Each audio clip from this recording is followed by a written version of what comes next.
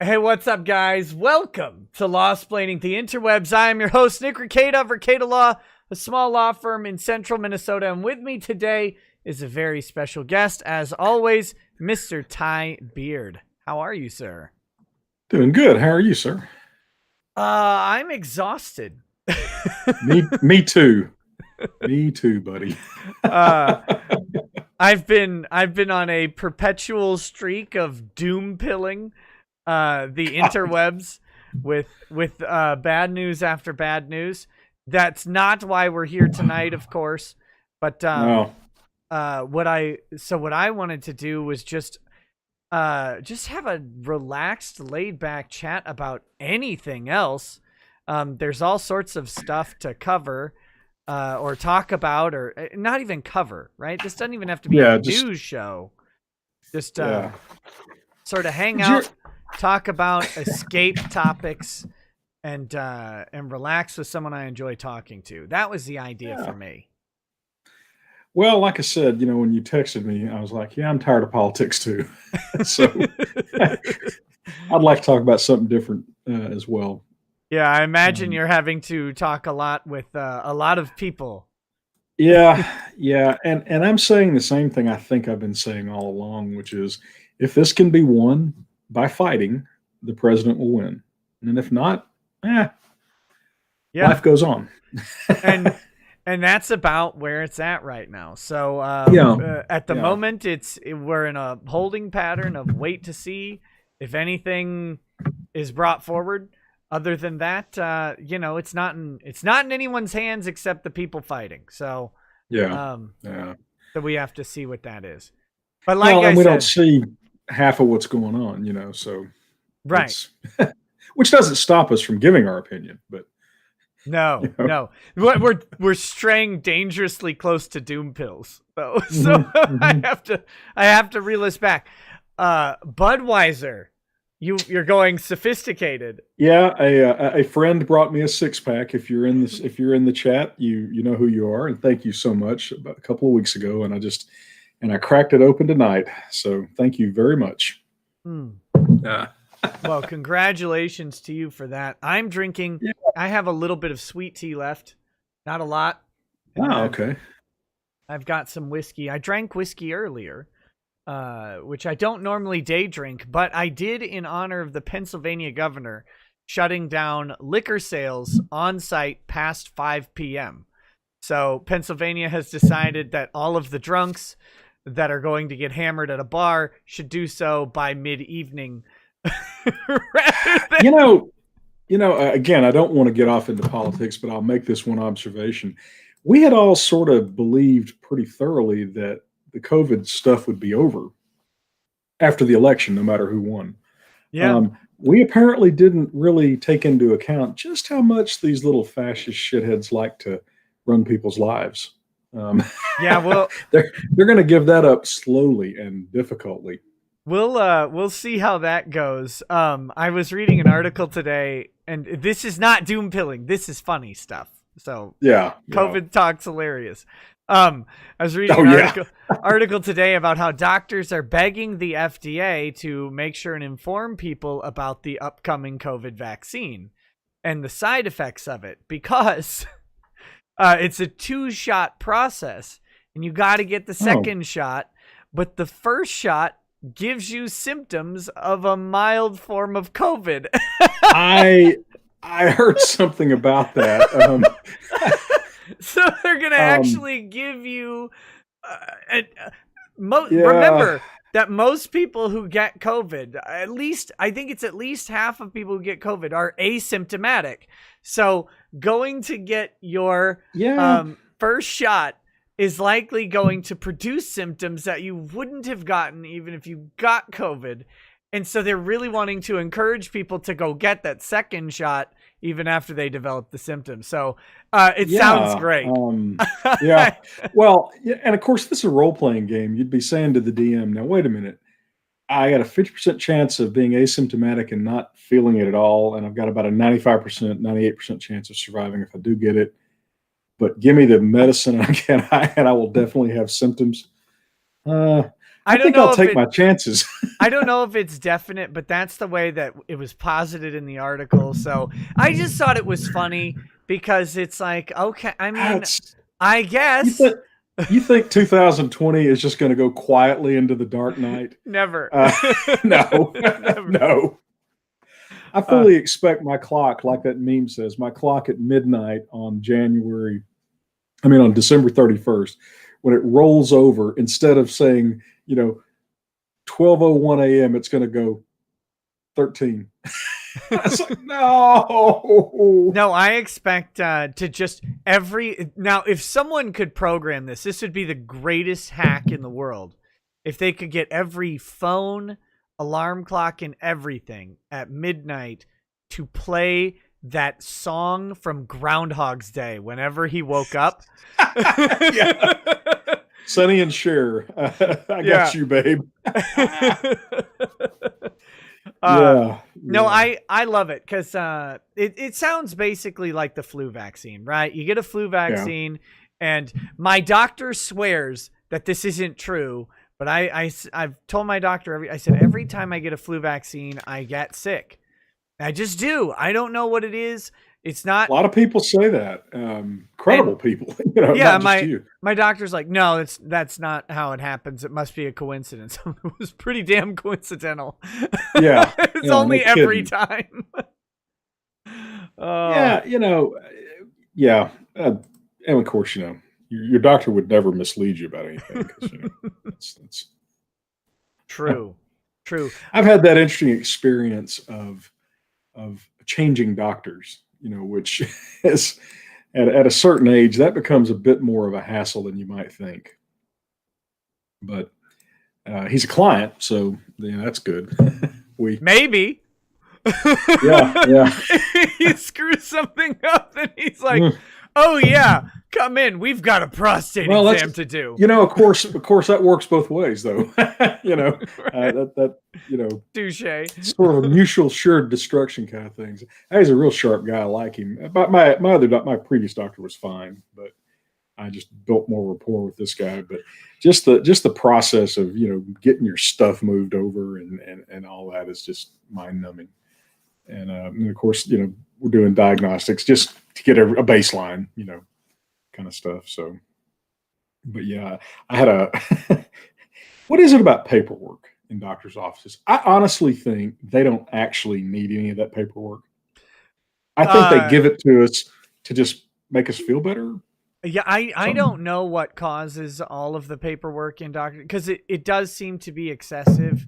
Or and it's the same stuff every time. Yeah, that's what I'm saying. Just formatted slightly different, I'm getting flu vaccine pilled in the chat. Everybody's yelling at me. I didn't say anything about the flu vaccine other than I hate it and I will never take it. I cough on people who tell me to take a flu vaccine, and then I lick their eyes. I'm done with it.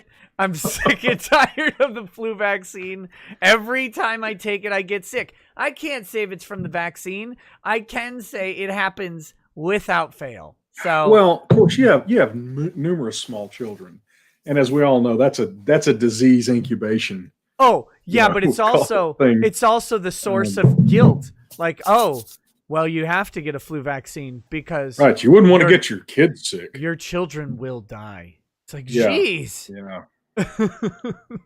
Now I had a client that gave all their employees flu shots, and I went through about a 5-year period where I'd get the nastiest form of flu there was, just every year, and I mean it put me down for a week and a half. And so this client said, "Look, if they got on this kick, they would call me, when they were giving flu shots at the plant. It's like, come on out, get your flu shot." I was like, well, I don't know. Come on, damn flu shot, because next time I need you, I don't want you hacking and wheezing and all this. So anyway, so for years I got my flu shot there, but then we sold their company, and so that stopped. But I sadly I didn't get that worked out in the purchase agreement that I would still get to come out and get flu shots. Besides, given the contentious nature of the negotiation, I don't think I would trust them to not, shoot me up with, Right. Yep. denture cleaner or some, Is this the flu vaccine? No, it's the lethal injection formula. Oh. Yeah. I didn't know the flu vaccine was that bright blue color. It looks like something you clean combs with. Yeah. So, one thing that I guess we could maybe visit about. Did you ever get around to reading the Wizards of the Coast and Hickman and Weiss lawsuit? Yeah, I read that. Although I didn't ever find the actual license agreement. No, it's not out there. I didn't either. I may be able to find it. I know some people who know them. And it was supposedly attached as an exhibit to their petition. I need to get on Pacer and see.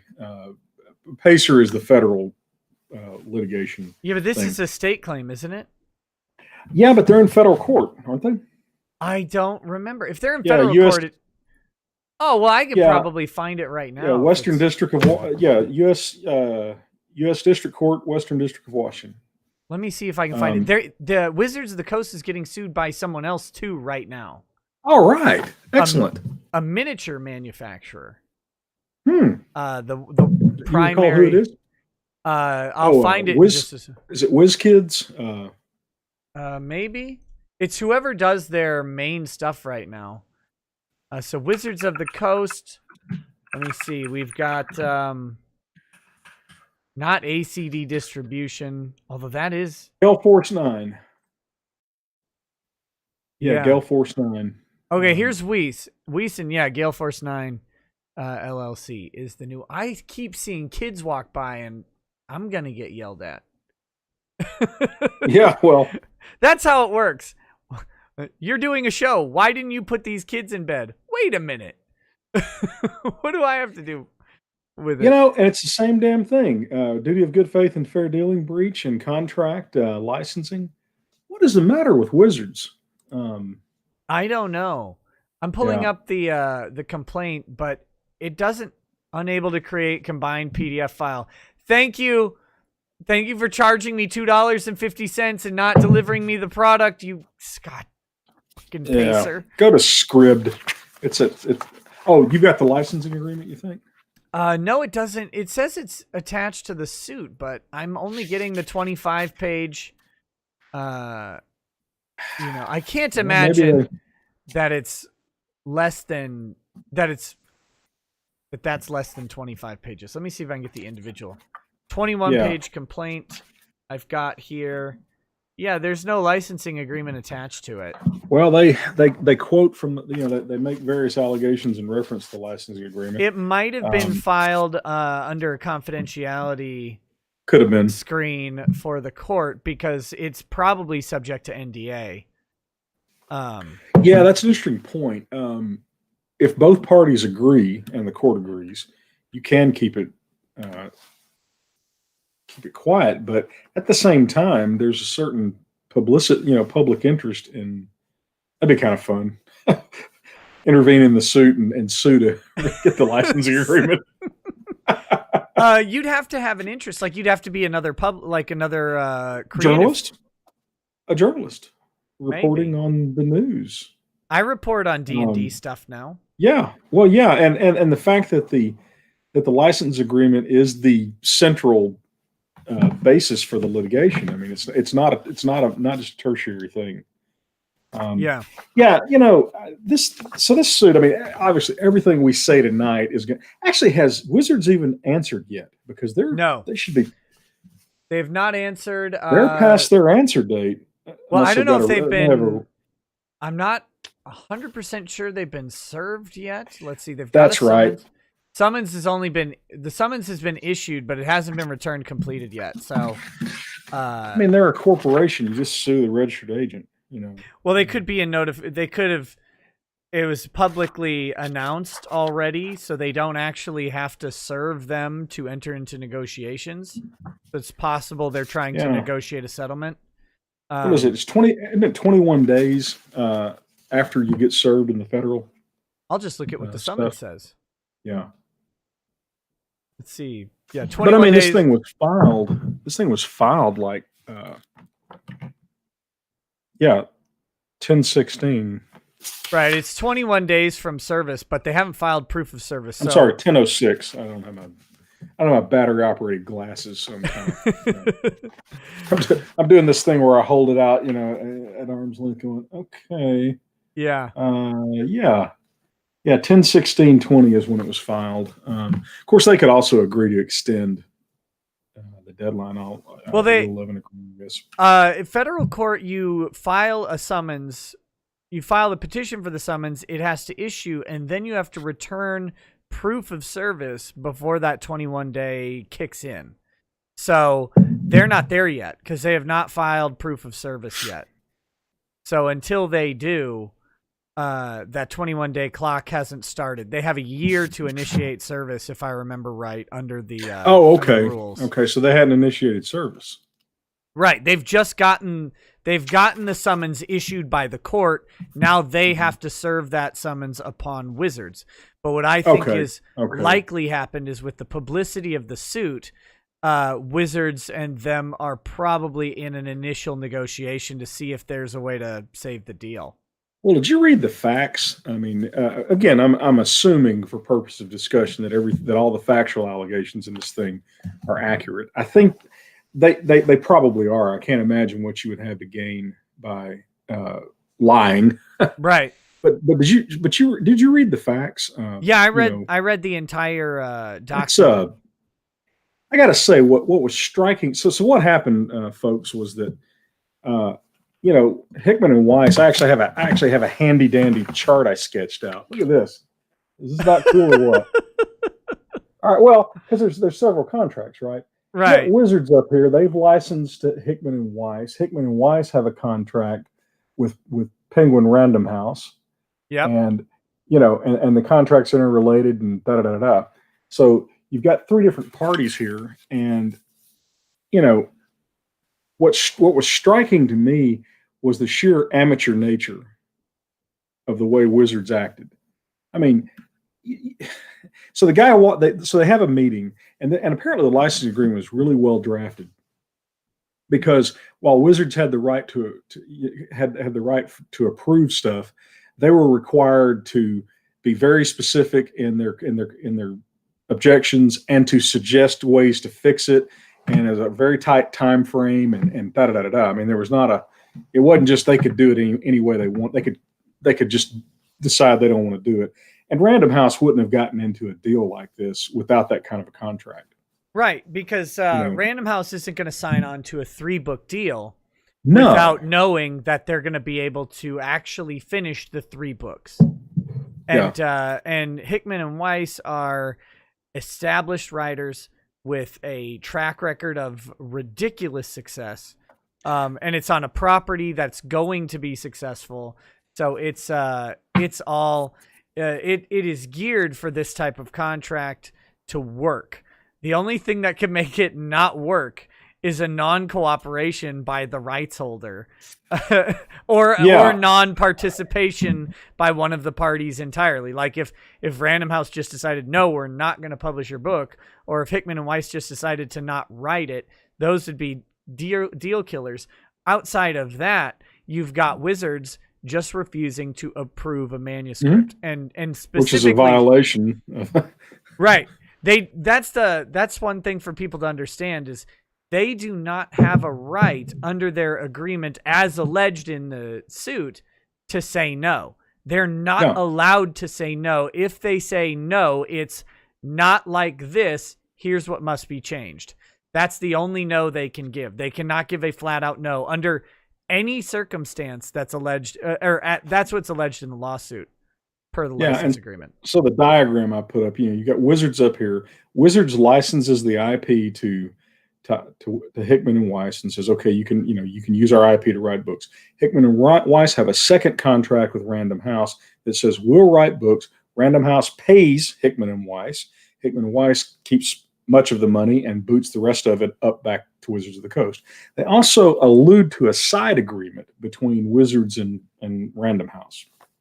Yeah, that's one of the allegations is that Wizards and Random House had a side agreement, and because of that side agreement, Wizards told Random House not to pay Hickman and Weiss their advance. I think, and I think, one of the problems they've got, they being Wizards, is that there was actual performance under this contract. Random House paid them in advance, and they kicked back the required amount to Wizards. So, in the world of contract law, guys, one of the things that's very, very relevant to a contract dispute is how is the prior course of dealing between the parties. How have they acted? If you've been performing under the contract, you can't just decide, well, we're not going to do it anymore. We didn't really have a contract or whatever. I mean, I don't actually know what Wizards' theory is, because this idiot executive of Wizards, again, based on the allegations in the complaint, they walked in and said, basically, we're just not going to do this anymore. And I got to tell you, I've been doing business law for 25 years, and I've had to get clients out of contracts. But here's how you do it. You don't walk in and go, okay, we're done. And you're just going to have to eat. You're just going to have to eat $10 million. And a year of work. $10 million and a year of work. Yeah. And a year of work. Yeah. They gave Hickman and Weiss nothing, right? And while that works in The Godfather 2, it doesn't really work in the real world. Hickman and Weiss had nothing to lose by suing. And with their success and on these facts, they can get a lawyer. Oh yeah. What Wizards here's if I were corporate counsel to Wizard, here's what I would have said. They come in for whatever idiotic reason, we can't move forward. I'd say, well, we're obliged to move forward, and there's no buyout clause presumably in the licensing agreement. So we're either going to have to negotiate this or litigate it.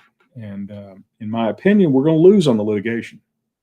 So why don't you let me make a call to their agent, and we'll start negotiating to let us out of the contract. It's probably going to cost you $3 or $4 million. We're going to have to put enough money on the table that Hickman and Weiss will take it and be satisfied and be done with it. But if we're going to are you actually suggesting we walk in and tell them deals off? That's crazy. Because you're going to That's amateur crazy. They're going to eat a minimum $10 million if they're able to prevail, because that's the presumed value of the contract. Yeah. And I mean, it could be $20-25 million at the end of the day. Well, you would expect that the license agreement probably has a loser pays provision. I mean, they normally do. With tortious interference, you may have the door open to exemplary damages, and exemplary damages are damages that are just punitive in nature. Well, how much damage do you have to do to Wizards of the Coast to make them hurt? Quite a bit. Quite a bit, yeah. But no, I mean, what I was truly struck by the sheer amateurishness of Wizards' approach. This should never have seen the light of day in litigation. And if there had been negotiation back and forth, that would have been highly relevant and would have been something that you would have expected them to have in the factual statement. But reading the factual statement, there apparently was no negotiation, no nothing. They literally just walked into a meeting and said, "Yep, we're done." And how about that lame ass? We're not moving towards breach, but we're not going to go forward. Yeah, it's terribly executed. Everything about it is bad. But maybe they were thinking they could just bite the bullet to detract from other news. I don't know. That seems like a terrible plan. Yeah, it does. One complaint I would have with this, and it's a very minor. I thought that the complaint was drawn up very effectively. It told the story very clearly. Yeah. It was I really kudos to their legal team. But one thing they didn't really do in the petition was connect the dots as to why Wizards did this. They implied that it was to distract or to somehow address other woke issues. Apparently the person that triggered all this had his own had his own politically incorrect crap going on, and so this was some in theory some attempt to, I don't know what. I can't make it. I'm sitting there going, how the hell would? I think you're looking for reason in a world of woke.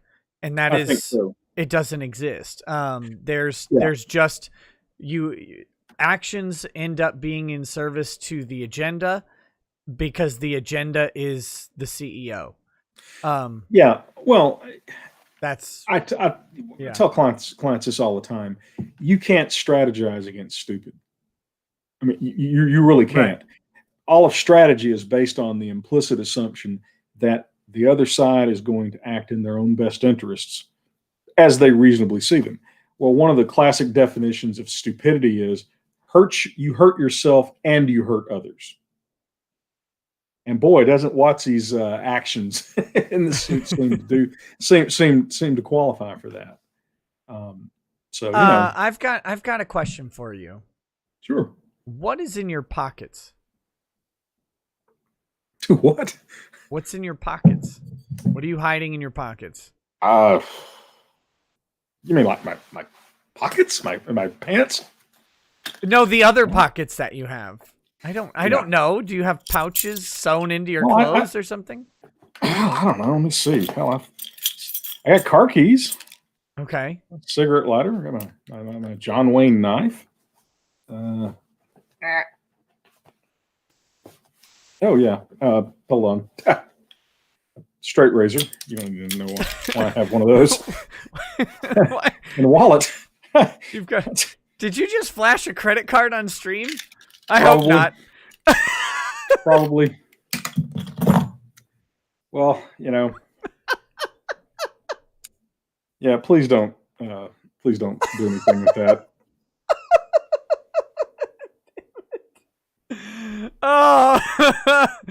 Yeah. Without showing it to the stream, look at it and tell me if I need to immediately delete everything. Yeah. Well, and that's why I have the straight razor, by the way. So, why do you want to know what was in my pockets? It's your daughter's fault. Oh, okay. Yeah. All right. I understand now. So you can blame her when you have to cancel your credit card. Well, yeah. That's not my problem. It's the bank's. But please don't do that. We just went through a fraud. We just went through a fraud thing where we had to cancel all of our stuff. And anyway. Well, I wonder why.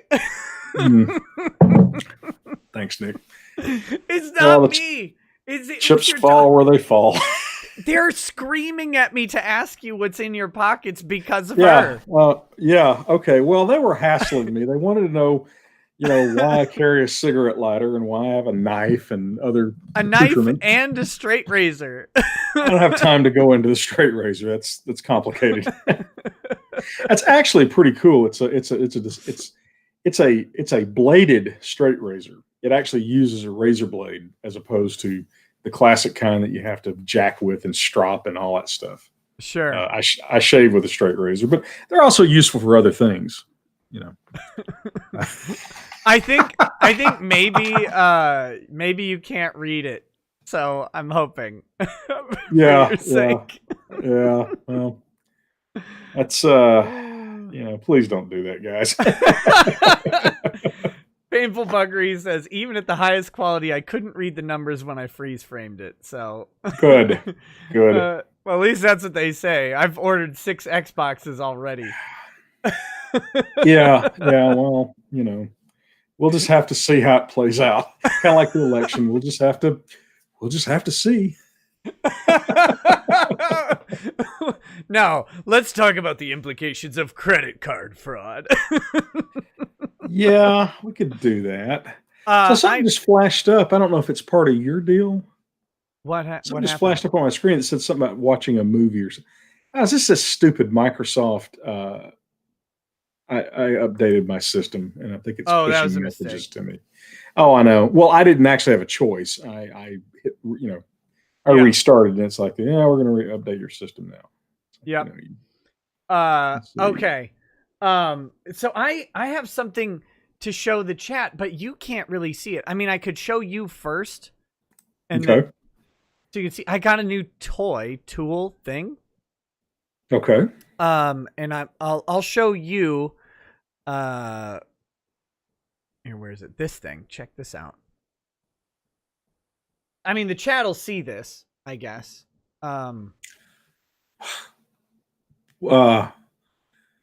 Here we go. It's not new. It's not anything weird. But see, look, hands. Hands. That's me. Yeah, that's you. I've got this thing that I can show stuff like in real time. It's like a presenter. It's a presenter. Okay. Does that make sense? No. This not, doesn't not make. at all, really.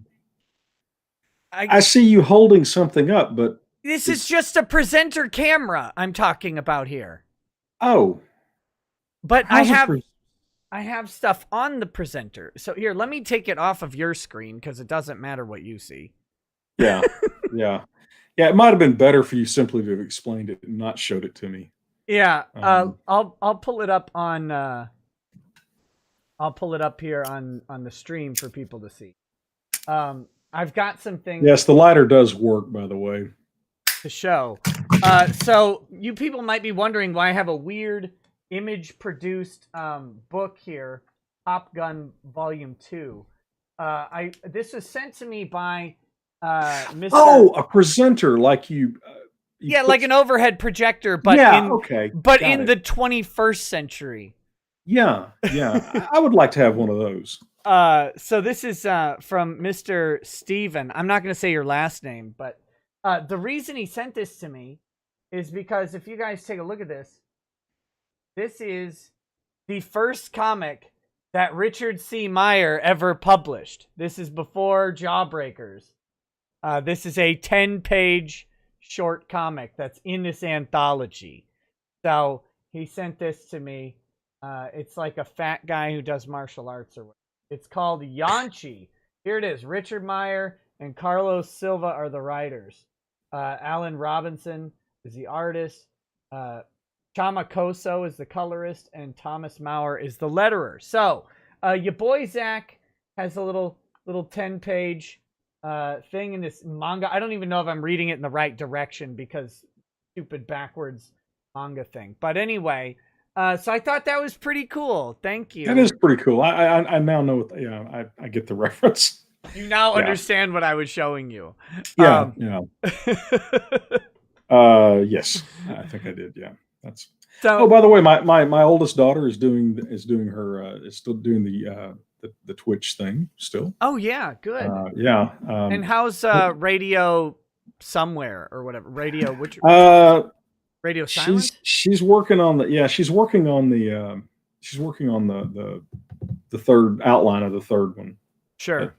It's fairly early in the process.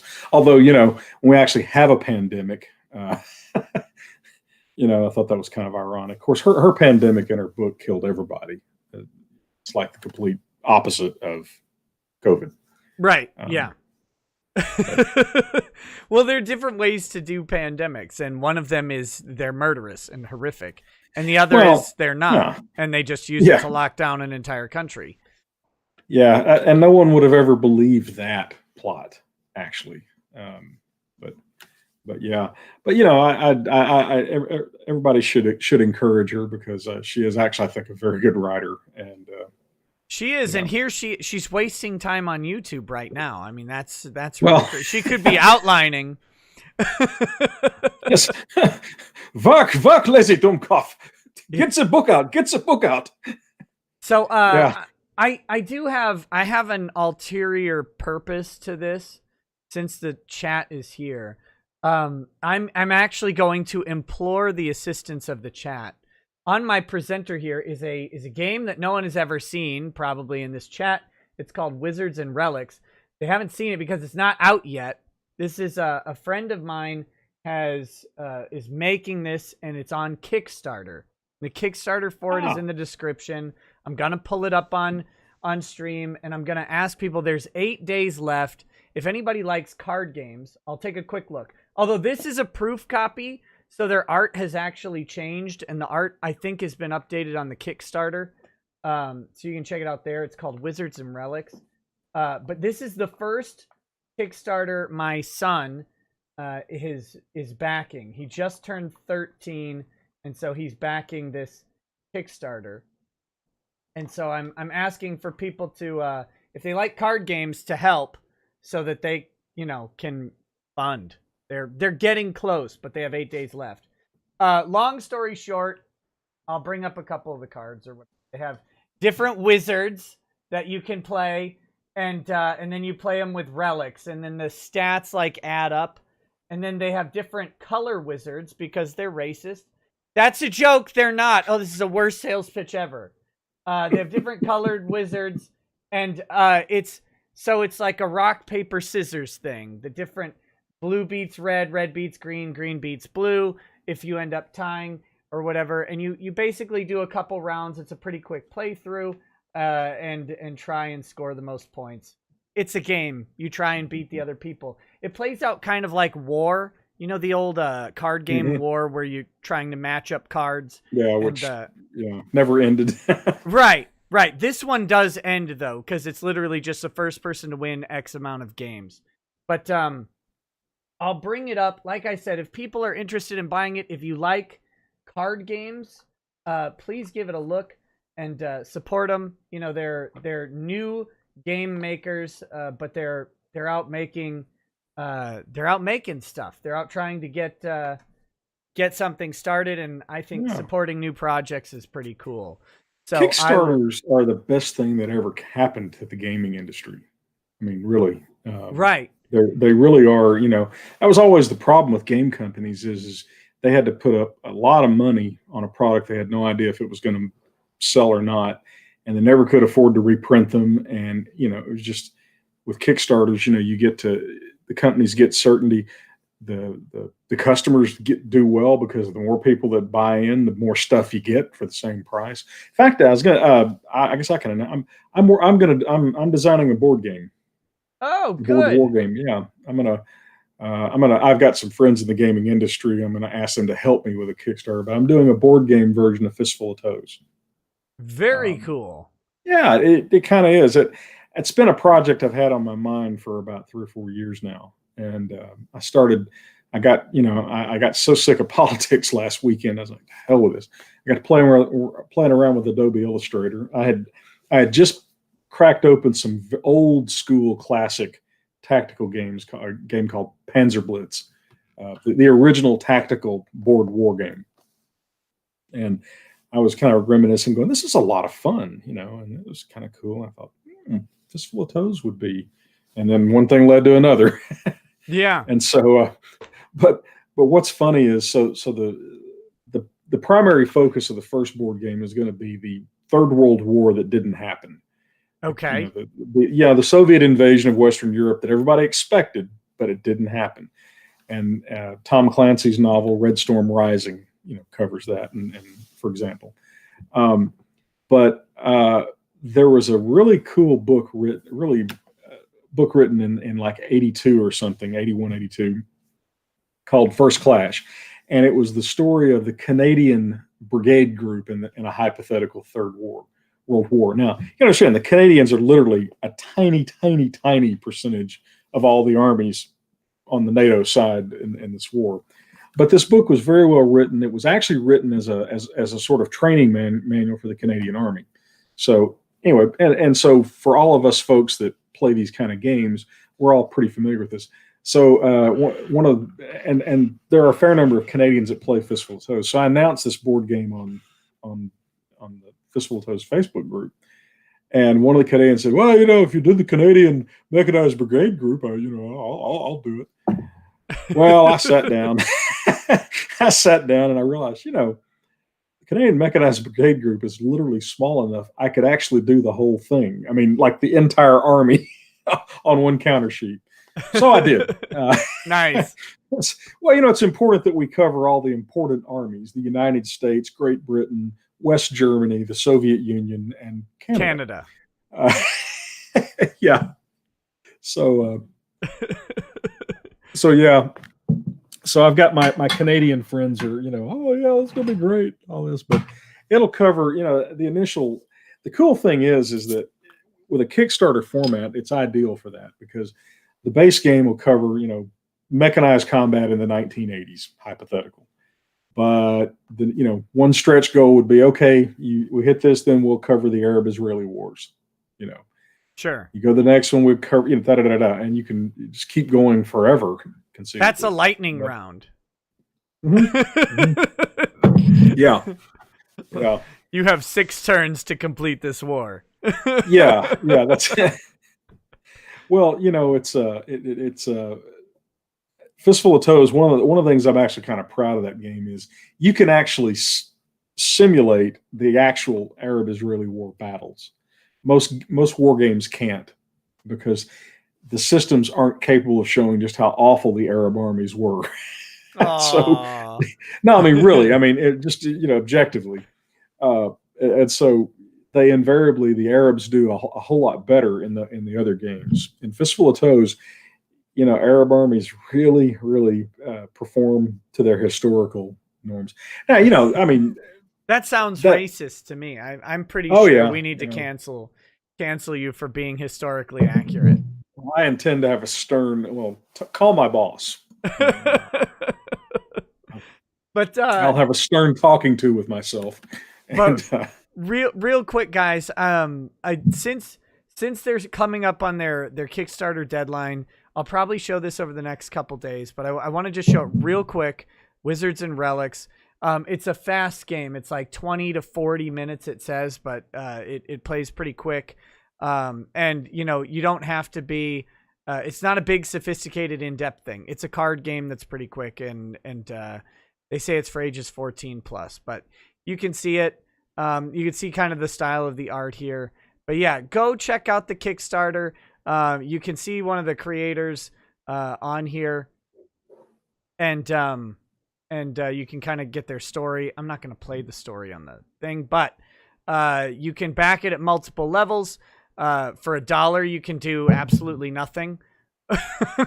I don't know why they have that, but they do. The game itself is $25 for the premium edition, and then it goes up from there. And you can actually, if you're really crazy, you can pledge $345 and actually be in the game, I think, is one of the wizards.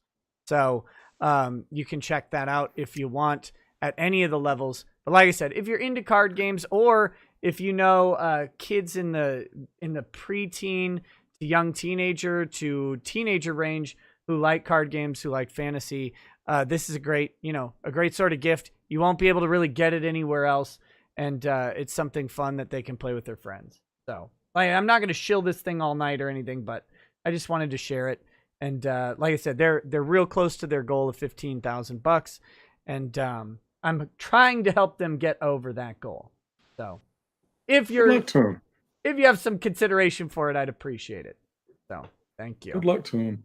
You bring up an interesting point. I'll add that to my notes. One of those super, pay me a lot of money and I'll do something, and you get to do something cool. I guess for the Fistful of Toes board game, if you paid enough money, you could design your own battalion and you get counters, for the whole unit or something. I don't know. Yeah, no, you need 3D printed minis with the person's face.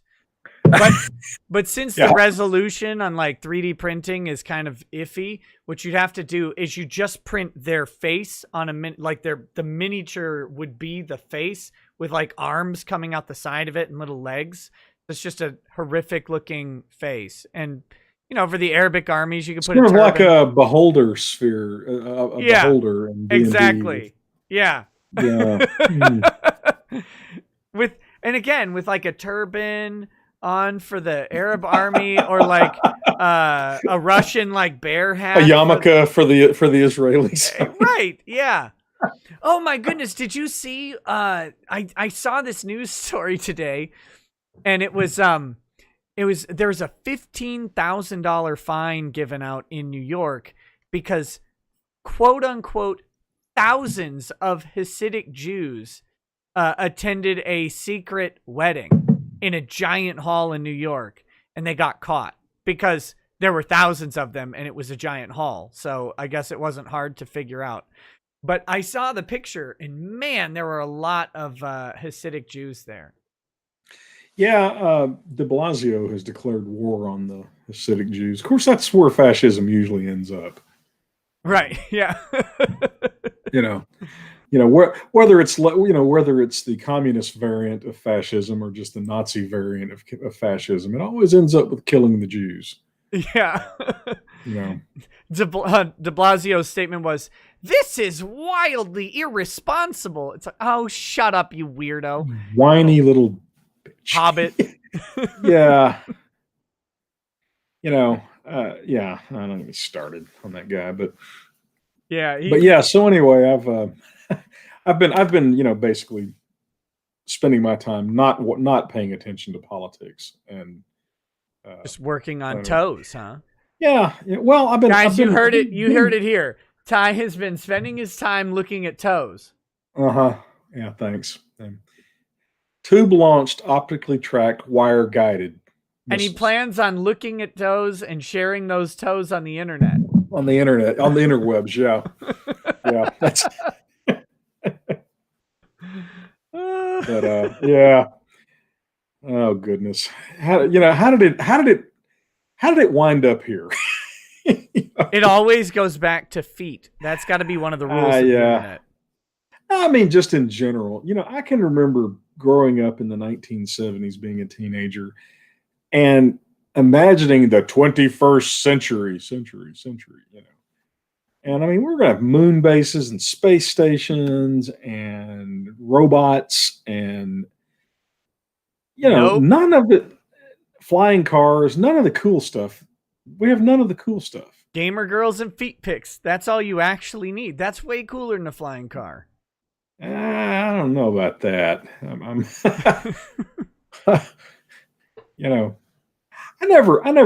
never actually imagined the feminization of men. Not turning into Drexel or anything, but what are you talking about? With Harry Styles wearing a dress on the cover of Vogue or whatever is the first quote unquote man on the cover of Vogue. You've got that. A man in the most technical and only the most technical sense of the word, I suppose. Yeah, up in heaven somewhere, my uncles who were in World War II are looking down, going, "Oh my God, we went over there to. This is what we went to war for." Good they could have pranced upon the shores of Normandy, or whatever. Yeah. Just yeah, it's yeah. Well, you didn't see it coming, and I think that it's your fault that it happened since you didn't see it coming. Well, obviously, I mean, you would have thought I could have warned everybody if I had anticipated it, but no, I was reflecting on that earlier today at a particularly annoying phone call. Just some crap happened, I was like, You have these bouts of grumpiness when you reach a certain age.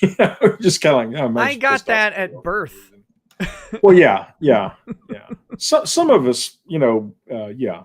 You all had to grow into your rage. I was born with it. Yes. Well, I remember when I turned 30 and I got an AARP card. Presumably, I was just wrong in the database, right? Yeah, sure. Well, no, but I chose to interpret it as it was an acknowledgement that I had the grumpiness of a man twice my age. And so I was proud of it, So what have you? Okay, so the idea behind this stream was to talk about escapism and why it's important, and what escapism there is. That's why I got the presenter out, is so that I can actually show various things that I've been working on to do, books and stuff. I don't know how much I'm going to use it for the show tonight, but it's mostly just to play with. But yeah, obviously we've got all sorts of doom and gloom depending on your political and personal perspectives, because we've got the election happening where it didn't matter who won, half the country hates it. That was going to be either way. And then now we've got combine that with a year of COVID, and we've got people locked in to their houses, locked into whatever. And so I was kind of curious what do you define as escapism? How do we what is it? How do you foster it? Is it something that's important to do? Because I'm guessing there's been long periods of your life where, escapism wasn't traditionally like a game or something for you because you probably didn't have time. Right. Right. And so that's kind of what I'm trying to get from you is what is the balance that has to be struck between all of this stuff? Yeah, I think it's very important. I mean, and of course, escapism is highly subjective, just whatever. When my daughters were young and growing up, they were my form of escapism, right? Right. I would just go home and play with them. We were a pretty happy group, but for me these days, wargaming is and role playing gaming I'm doing. Although I'm mostly talking more about doing it than actually doing it, but I've been buying games and reading them and thinking about playing them. Although a depressing thing has happened lately. I've added to my game collection significantly over the last couple of years because I've had friends die. Oh, sure. And their widows are like, "Do you want these games?" I'm like, "Well, yeah, I guess." Right. But yeah, I lost a very good friend to COVID. I think I told you that was back in July. Yeah, it was a while back. And I went by his widow's house and she gave me his games, and it's kind of a bittersweet thing. They're good games, and they're now on one of my shelves in a kind of place of honor. But yeah, I don't, the COVID thing hasn't been as severe a problem for me because I was always pretty good at entertaining myself. Sure. I wouldn't exactly say I'm antisocial, but I can go a long, long time without talking to people and it doesn't bother me.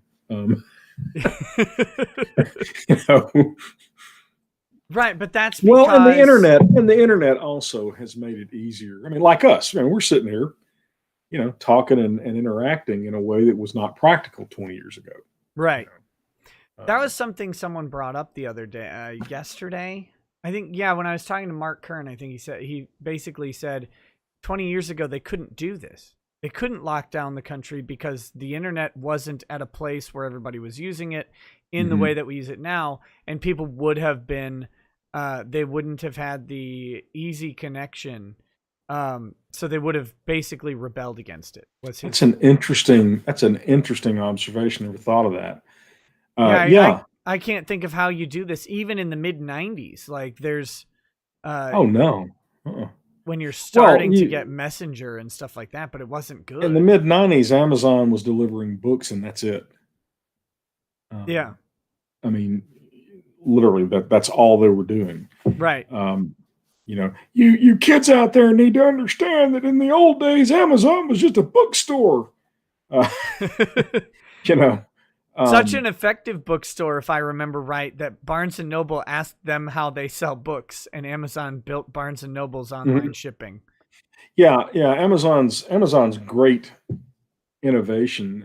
I remember talking to somebody about this 10 years ago, was they figured out how to sell stuff and fulfill it on the internet. And so now they directly or indirectly run most of the retail infrastructure of the internet. But I mean, if you couldn't get stuff from Amazon, what would you do? I mean, I don't know. I get so much stuff from Amazon. I don't know when it was ordered. I don't know who paid for it.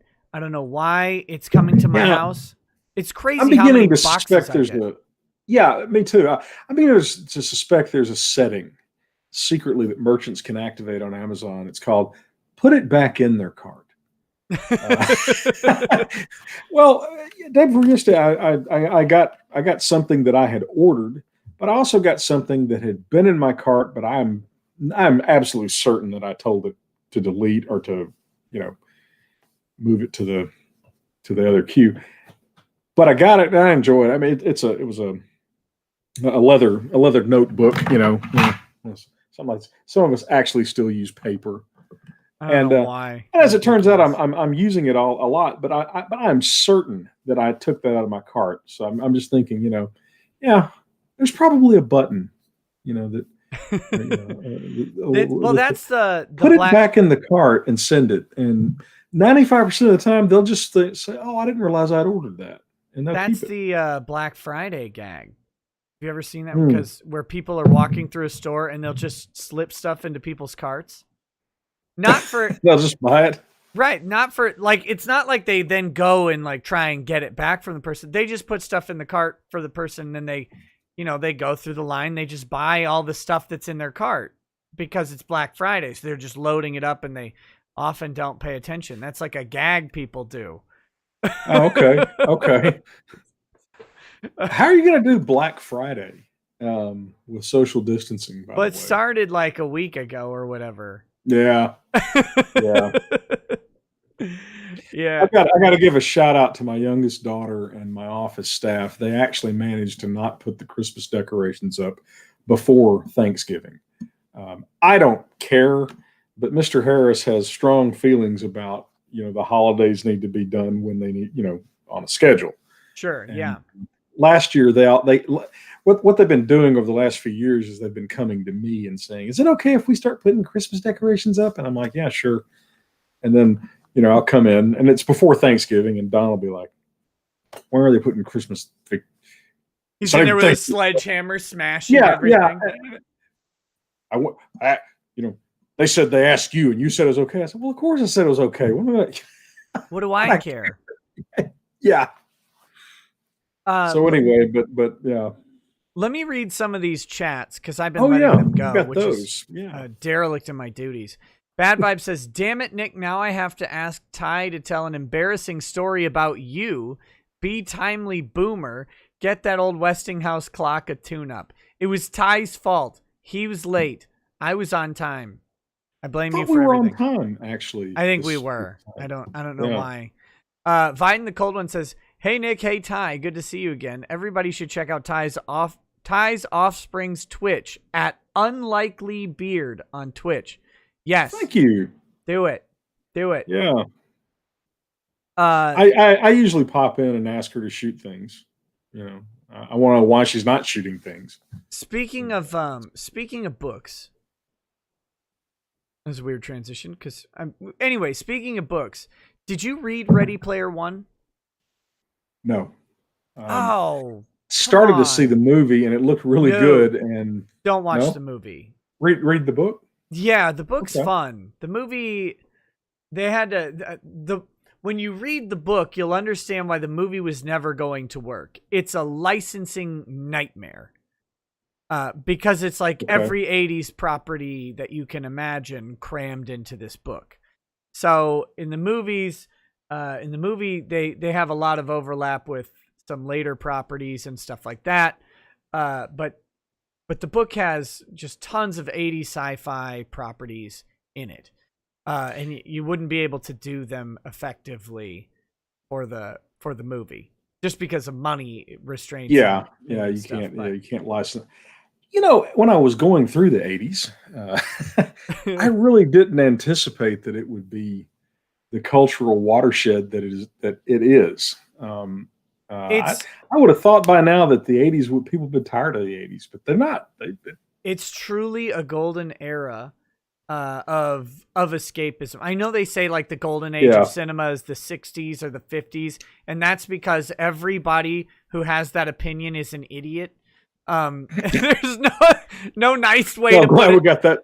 Look, we got that. I'm sorry. It's not. You can go back and watch old movies. Harsh but fair. You're allowed to like them, but they are not the golden age of cinema. It really is the 80s and 90s. That's when they nailed a balance of pacing, of gratuitousness, and of just fun. Like they hit entertainment levels that they can't do today for whatever reason. They can try, but they had a balance where the things moved at the right speed. They got you through it. They weren't these plodding 2.5 hour epics. They didn't ever need to be. And they just didn't have to be so much import to them, right? You could just kill like 45 people on screen. That was okay. Because who cares about Roadhouse, where you've got like 200, I think literally 200 face punches. Right. Well, when you go back and watch RoboCop, and there's still a plot. When you go watch RoboCop and you examine just how many people Murphy guns down, it's an amazing amount of death. It's great. Oh. Same with Total Recall. Just people getting killed everywhere.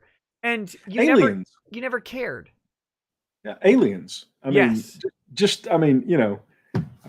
that's the, that's a quintessential horror action film. Right. Yeah, you're right. You're right. The 80s were a time where entertainment really kind of hit its zenith. It was entertaining rather than being artistic. Right.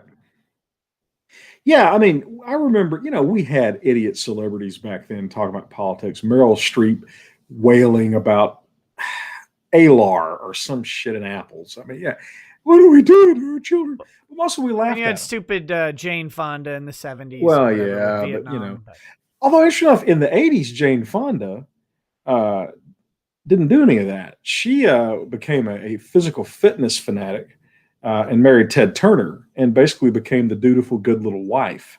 Right. Yeah. She, I just got to say, I'm going to say something. Jane Fonda was smoking hot in Barbarella. Yep. Yep. So, Sakaki Onsai says, "Good evening, counselors. I decided to make my Thanksgiving break early, so I'm with my dad and having fun. It's kind of nice being off social media, YouTube on my phone.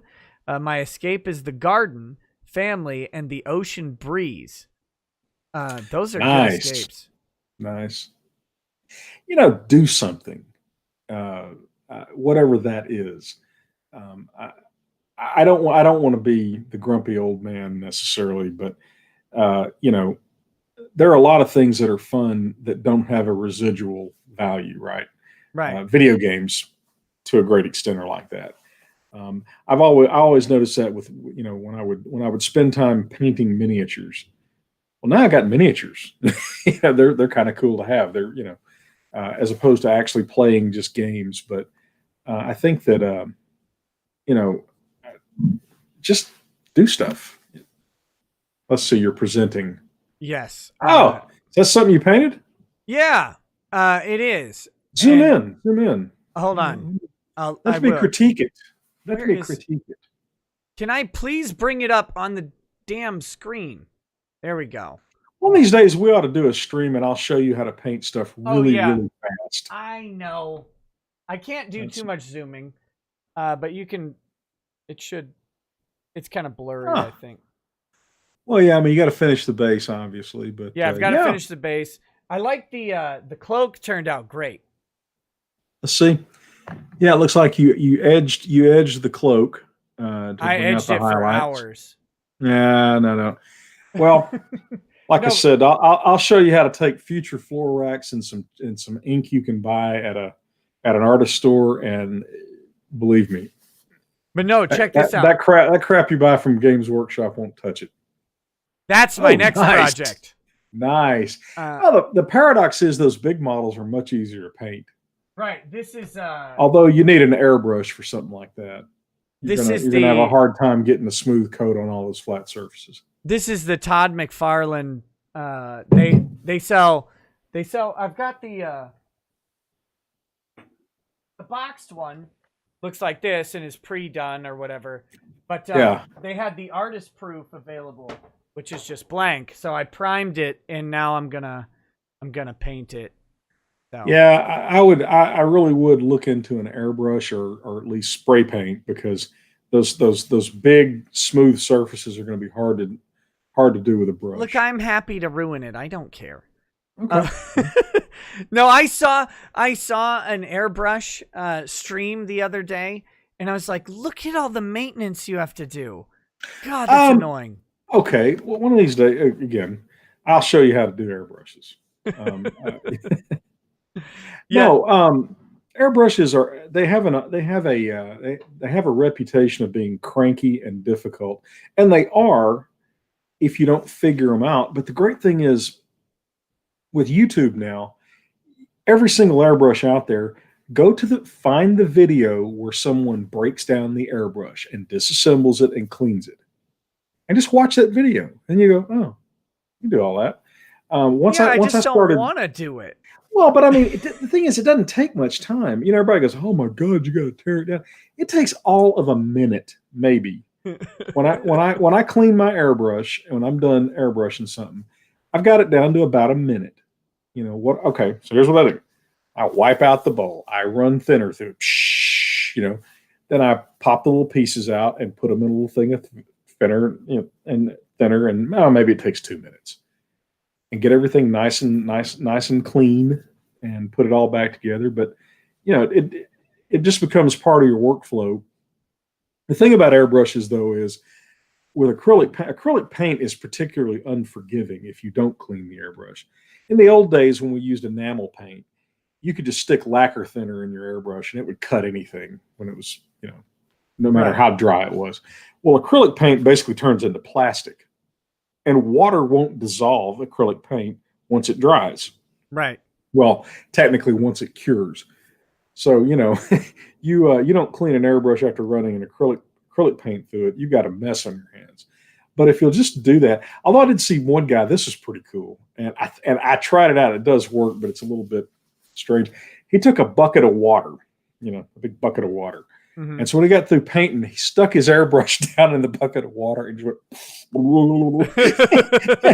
just went and just held it there for, I don't know, a minute maybe, brought it out, cleaned it out, wiped it, and he was done. And I was like, wow, that's impressive. Yeah, I've looked at an airbrush. There's a Hobby Lobby in town, and they have a couple different ones. I don't know if I'll do that for this one or not. I might just brush it out because it'll be fun. But I also, I could always thin your paint and use multiple and do multiple coats. Yeah, that's what I've been learning. That's the secret of brush painting is, Well, that's the other problem. Flat chisel brush too. Oh, I got a billion brushes. Look at it. Yeah. I got. Yes, but do you have Kolinsky Sable brushes? Do you have the Winsor and Newson? That looks like that $5 pack you get at Michael's. No, these are not a $5 pack. These are Citadel brushes. They cost a fortune. Oh God, it's $5 pack that costs $500. Okay. Got it. No, this is my favorite brush.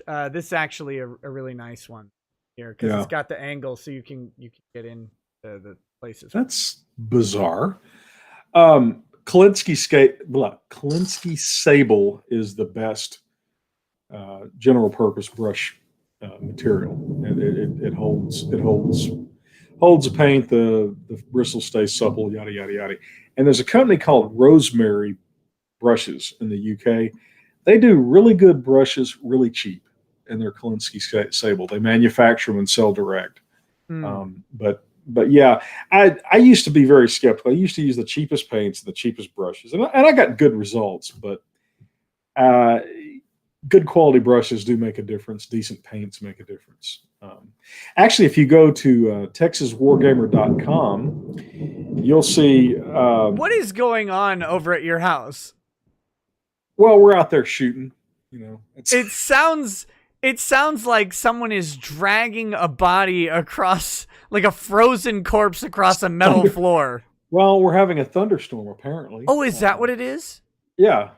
Oh, someone asked me to ask you if you saw a tornado, but I didn't know that you were actually having a real thunderstorm. Are we under a tornado warning? That would be interesting. I don't usually get too upset until the alarms go off. It was just shockingly loud. I was surprised. Yeah, we have, I told you the story about my friend from the UK. He moved here, like around 2000, and we're a severe thunderstorm watch, not tornadoes. Anyway, but among his many adjustments to Texas, he moved from Leeds, major city in the UK, to Toole, Texas. Now, Toole is a suburb of Gun Barrel City.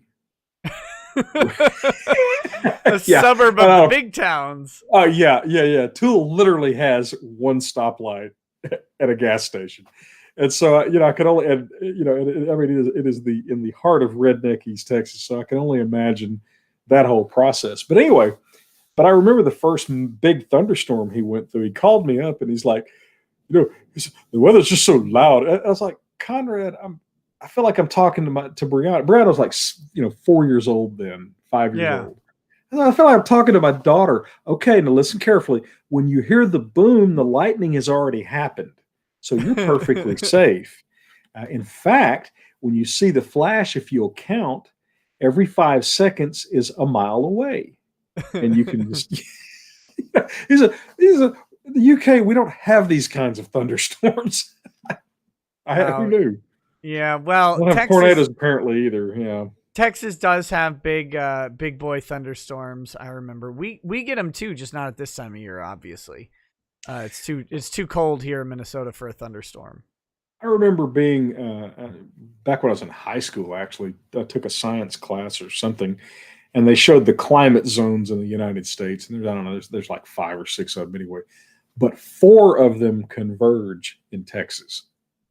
I mean, so yeah, it's a weather intensive state. Well, Harris County used to have the most tornadoes of any county in the country. Oh, I don't doubt it. Between the hurricanes breaking up and right, that's a little appreciated side benefit of hurricanes is when they break up, they spawn tornadoes. Well, yeah, I mean, because why not? It's like a cluster bomb from nature. Yeah. Although, what was the tornado? Was it Camille? Anyway, there was a tornado like in the 60s or 50s. Hurricane Camille. Hurricanes, yeah. Sorry, yeah. Not a tornado. They don't name tornadoes but yet. It went up. It went up the Mississippi River Valley and nuked Tennessee. Yeah, I think. What was that? Was it Carmen or Camille? Anyway, I think it was Camille because my grandfather, they had just moved over to. He was working for Tenneco at the time, I believe, which had a plant right there next to like Lake Pontchartrain. And they had to evacuate their house, and they came back because the whole thing was underwater, and the house was near the plant. And I think it was Hurricane Camille. My mom talks about it. She was really young, but just remembered the devastation was off the charts because it had like a 20-foot storm surge or something stupid. And just it annihilated Louisiana. Yeah, but it went up the Mississippi River, basin and clobbered Tennessee. I mean, God really hates you. If you're in Tennessee and a full strength hurricane, hits you, that's tough. Yeah, I've been through several. It might have been Betsy that she was talking about too, Kenneth. You're right. But I think she was around for Camille also. I can't remember. I was outside during Hurricane Alicia as like a 2-year-old or whatever, which is great. Yeah. That's my escapism, is being outside during a hurricane. Oh yeah, well, when I lived in South Louisiana, we had several that came down and got to go through that. It was my aunt, when I lived in Baton Rouge, my aunt was on the electrical circuit, the same electrical circuit that the hospitals were on. Yeah. I have no idea why. But so she never lost power ever. Right. And so when we when we have a hurricane blowing in, we go stay with her. And I remember sitting in there, and our house was pier and beam, right? And so, you'd feel the floor, shaking.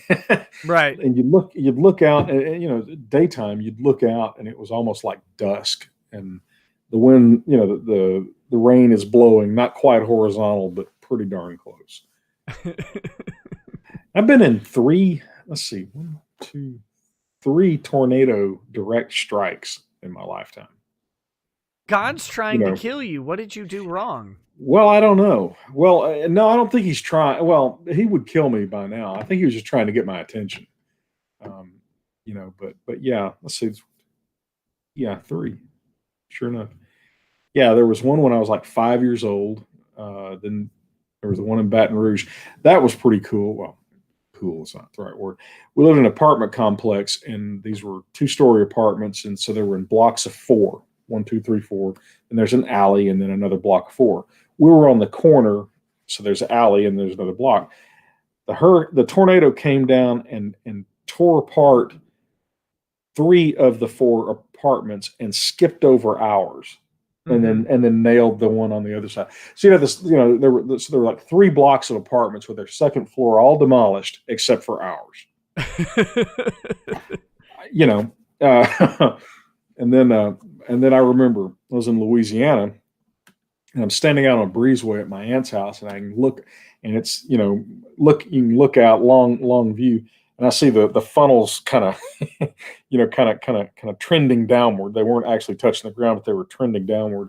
And my grandfather and I are sitting there talking, and I turned to him and I'm talking, and I maybe look away for a minute, and I look back, and all of a sudden those funnels are like twice as big as they were.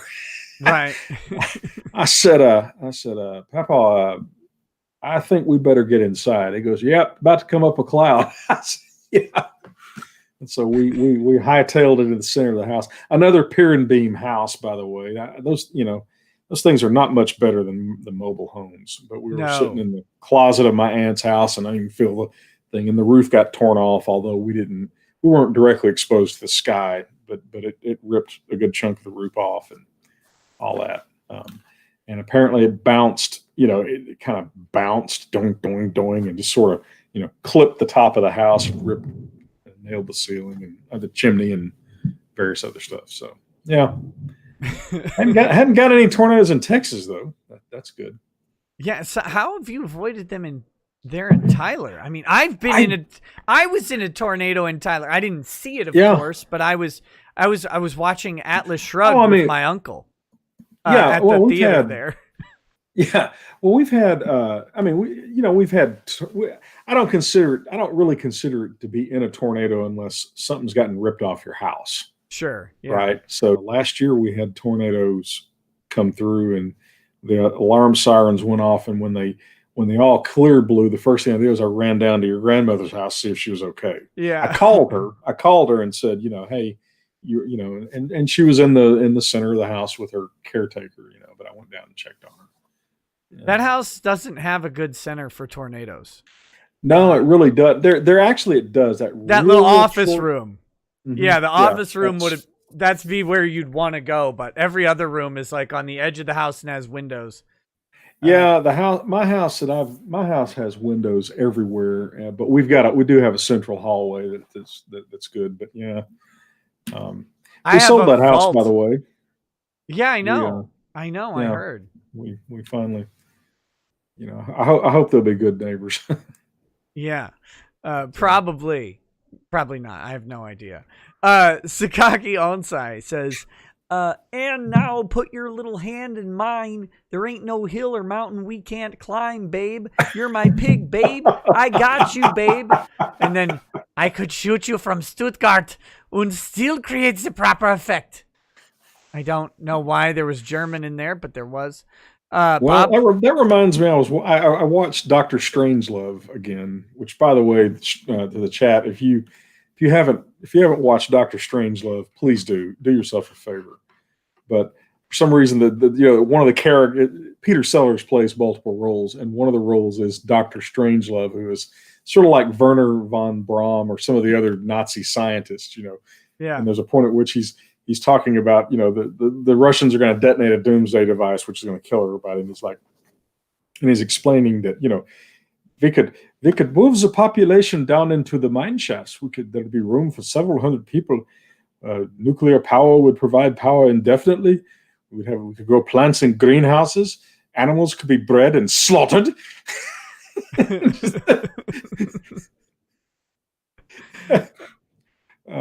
With a ratio of 10 females to 1 male, we should be able to get back to the gross national product of whatever.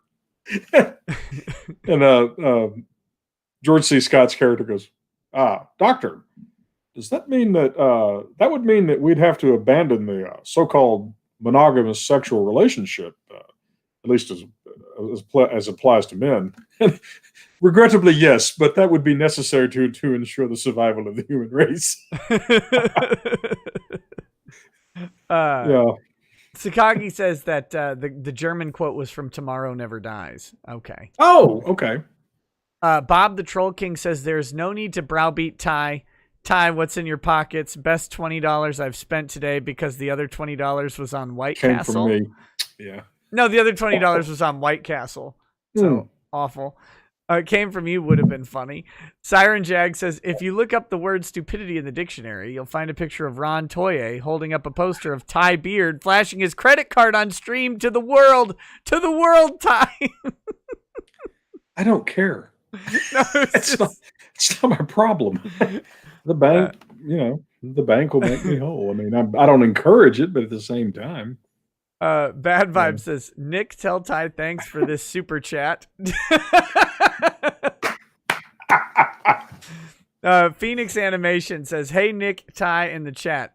Glad you're doing well. My book, Galden, just broke $1,500. Hey, congrats. Congratulations. I'm going to finish my chapter 1 preview for Reclaiming Zandara this weekend. Both are on Indiegogo. Please check them out. So yeah, go check out Galden and Reclaiming Zandara on Indiegogo, guys. I can see the chat is filled with Dr. Strangelove fans. We're getting all kinds of really good quotes. Oh no. Old Bucky will be back before you can say blast off. Random Blaze says, Ty Beard, have you ever read, oh my goodness, the Seventh Carrier book series? No. I've never heard of it. Let me check something. I'm going to look it up real quick on the interwebs. He says, Seventh Carrier. Yeah, he follows with Nick, I will doom pill until I feel like Pfizer wants to buy me out. You don't control me. Don't make me retrieve my remote of doom pills. It is +5 sheepdog. Look, nobody has more doom pills than me. Oh, is this the... Okay. Nobody has more doom pills than me. I've got tremendous pills. We've been Operation Warp Speed. The greatest pills. Warp Speed on pills. We're delivering pills from Canada. We've got pills from China. We've got pills coming in from El Salvador, the Dominican Republic. Pills are coming in from everywhere. Doom pills, tremendous doom pills. Distribution. Nobody's ever done distribution like this. Nobody's distributed pills at this level before. Here we've got them. They're coming directly to you. You don't even have to worry about it. We've got that coming. The best pills, truly. If I'm not mistaken, I have heard of that series, the Seventh Carrier. I haven't read it, but that's the one where there's a Japanese carrier that gets like frozen in time somehow or something. A World War II era carrier that pops back up in the 80s. Something like that. I think. I have no idea. I believe you. But I glanced at it on Amazon. I'll probably take a look at it. Alt history is one of my actual favorite, science fiction areas. I mean, you can. In fact, this is pretty funny. I've designed a division level board war game of a hypothetical American Civil War in the year 2000. Mm-hmm. The South wins the Civil War, and then there's a rematch at the turn of the century between highly mechanized, high-tech armies of the two sides. And I've got a big old, I don't know, probably 3-foot, 4-foot wide map, United States, all done on a hex grid. I got the counters and all this kind of stuff. And it's called Dixie 2000.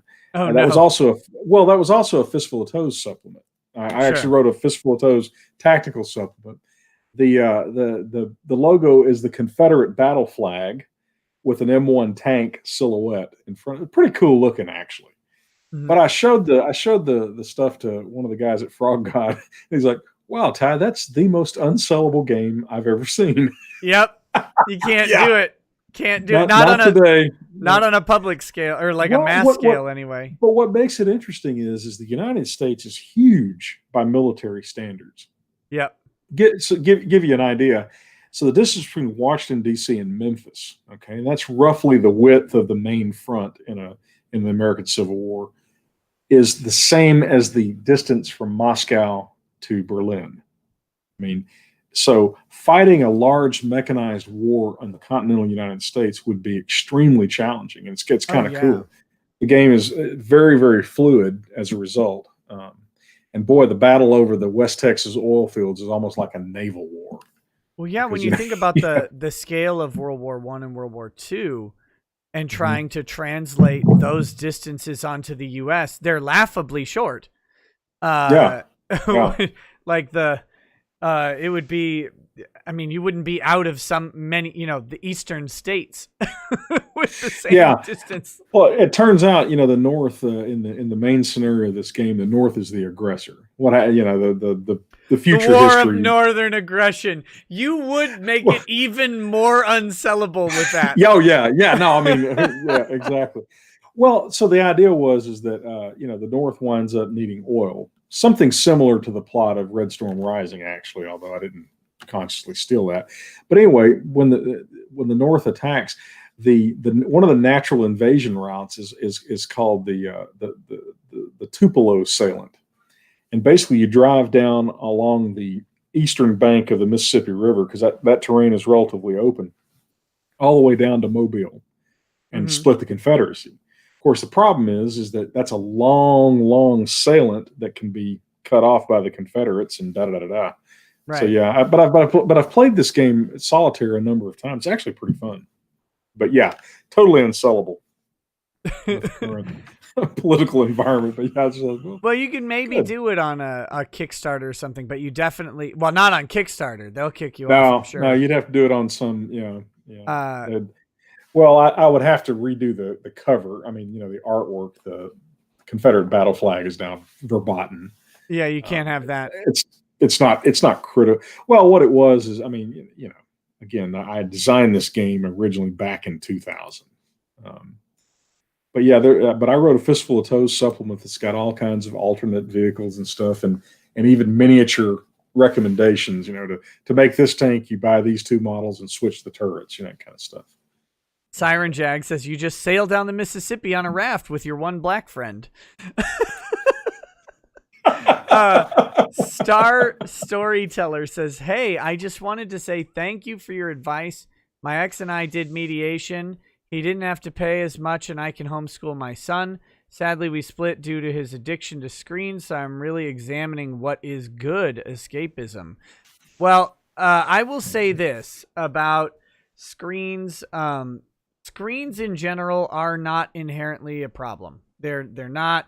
There's nothing specific about screens that makes them particularly better or worse for people than any other method of escape. The question is when you take too much time and attention on any one particular thing to the point where it's a detriment to your relationships or a detriment to your ability to sustain life. What is screens? Like a TV, internet. Okay. A screen of some phone, maybe. We're games. Spending all of our time staring at rectangular glowing boxes. But what you said about escapism, of course, that's true of anything, right? Right. I mean, the fact that there are people, you can get lost in any virtuous thing too. You can become addicted to books and withdraw, and find yourself hoarding and collecting them, and not tending to your relationships or your obligations. People can do it with work. They can do it with school. They can do it with anything. So that's not the issue. The issue is always in the, where are you prioritizing time? And if everyone in your life is prioritizing it on things that aren't fruitful, you have to address those issues as to why. And you probably need counseling in the family unit if that's the case. And there's nothing wrong with that. There's nothing wrong with needing advice and help. So, I agree completely. Here's the thing: nobody ever wins in a legal fight, except the lawyers. I mean, that's just the truth. And sometimes because it takes two to tango. Sometimes you fight because you don't have a choice. If the other side is not going to be reasonable, you either surrender or you fight. But if both sides can be halfway reasonable, try to work it out.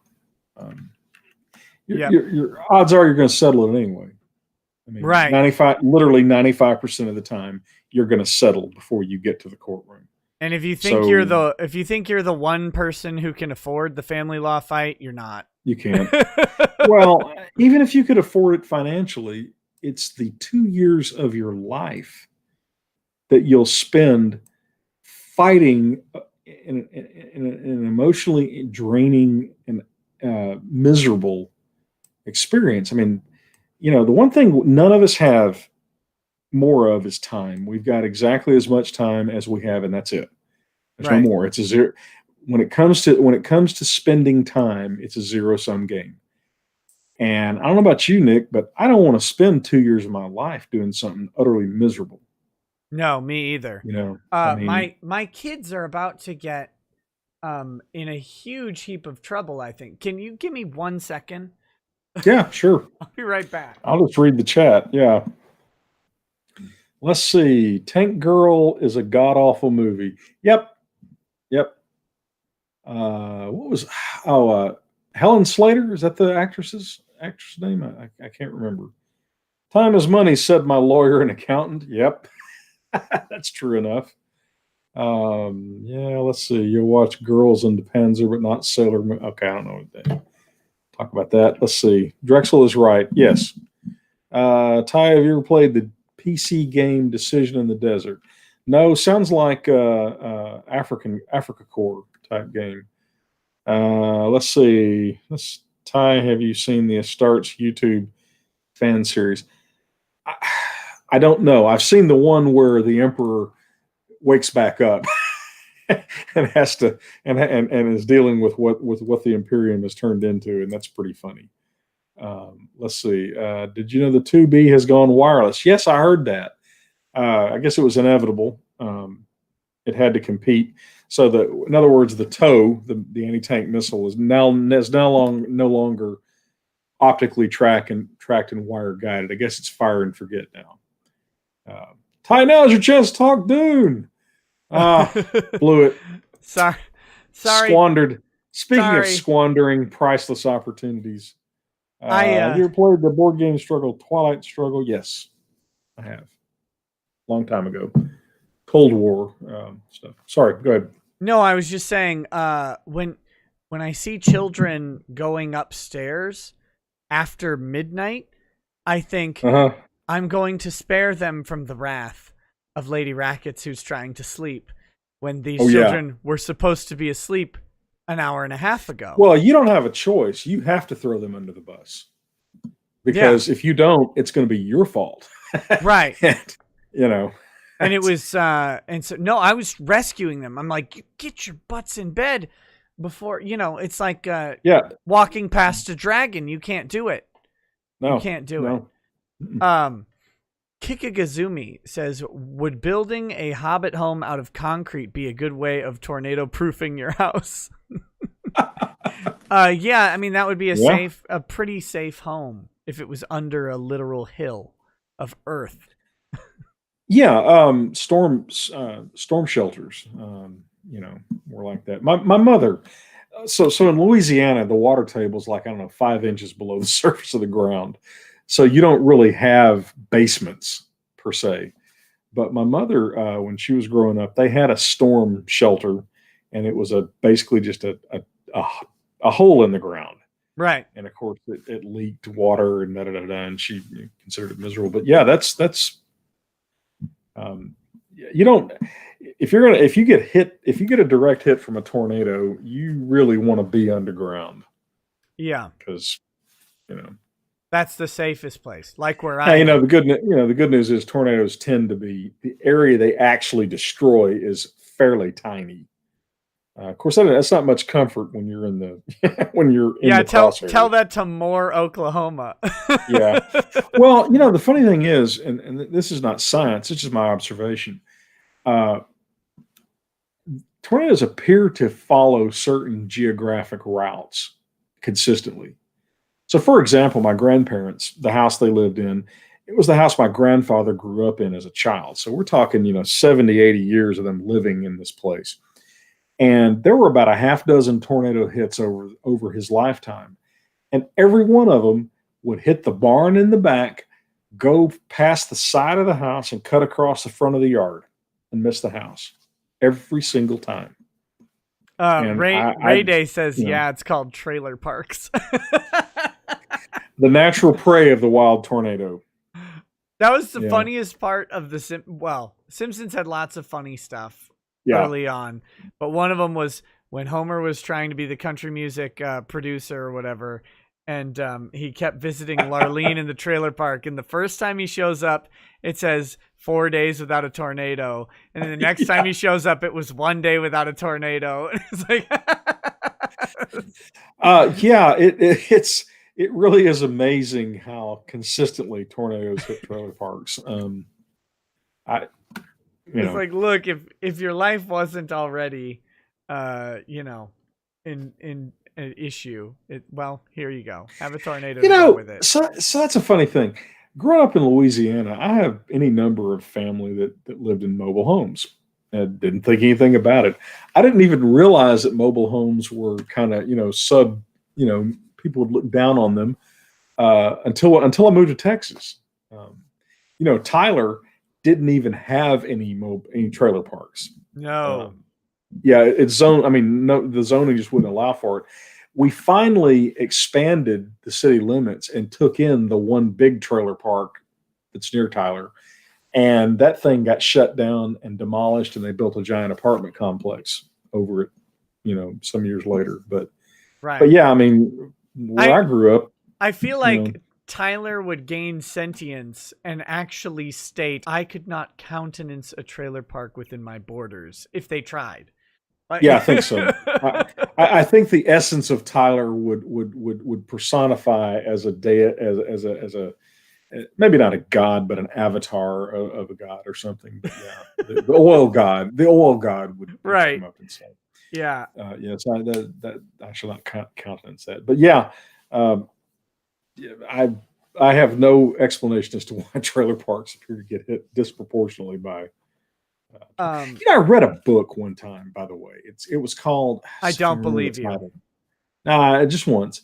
It was called Diners, Bowling Alleys, and Trailer Parks. That was the title of the book. Okay. And it was a history of diners, bowling alleys, and trailer parks, and how basically how these things developed as American culture developed. So bowling alleys, for example, used to be very seedy places, right? Used to be. Well, yeah, but I mean really seedy, right? Well, in the 70s and 80s, when I was growing up, bowling alleys were like family entertainment. Yeah. So the big deal on bowling alleys was to reset the pins. You had what were called pin boys. These were teenage boys they'd hire for nothing to do. Anyway, the pin boys tended to cuss and smoke and drink and misbehave and all this. And so that's why they created a mechanical system to reset pins. I mean, think about this for a second. Why would you spend the time, energy, and money to come up with a mechanical system to reset pins when all it would take somebody going and fixing them? And it was to get rid of the pin boys. Right. And once they did that, bowling alleys became more of a middle class, activity. And trailer parks were, of course, a thing that trailers to live in were a post-war development after World War II.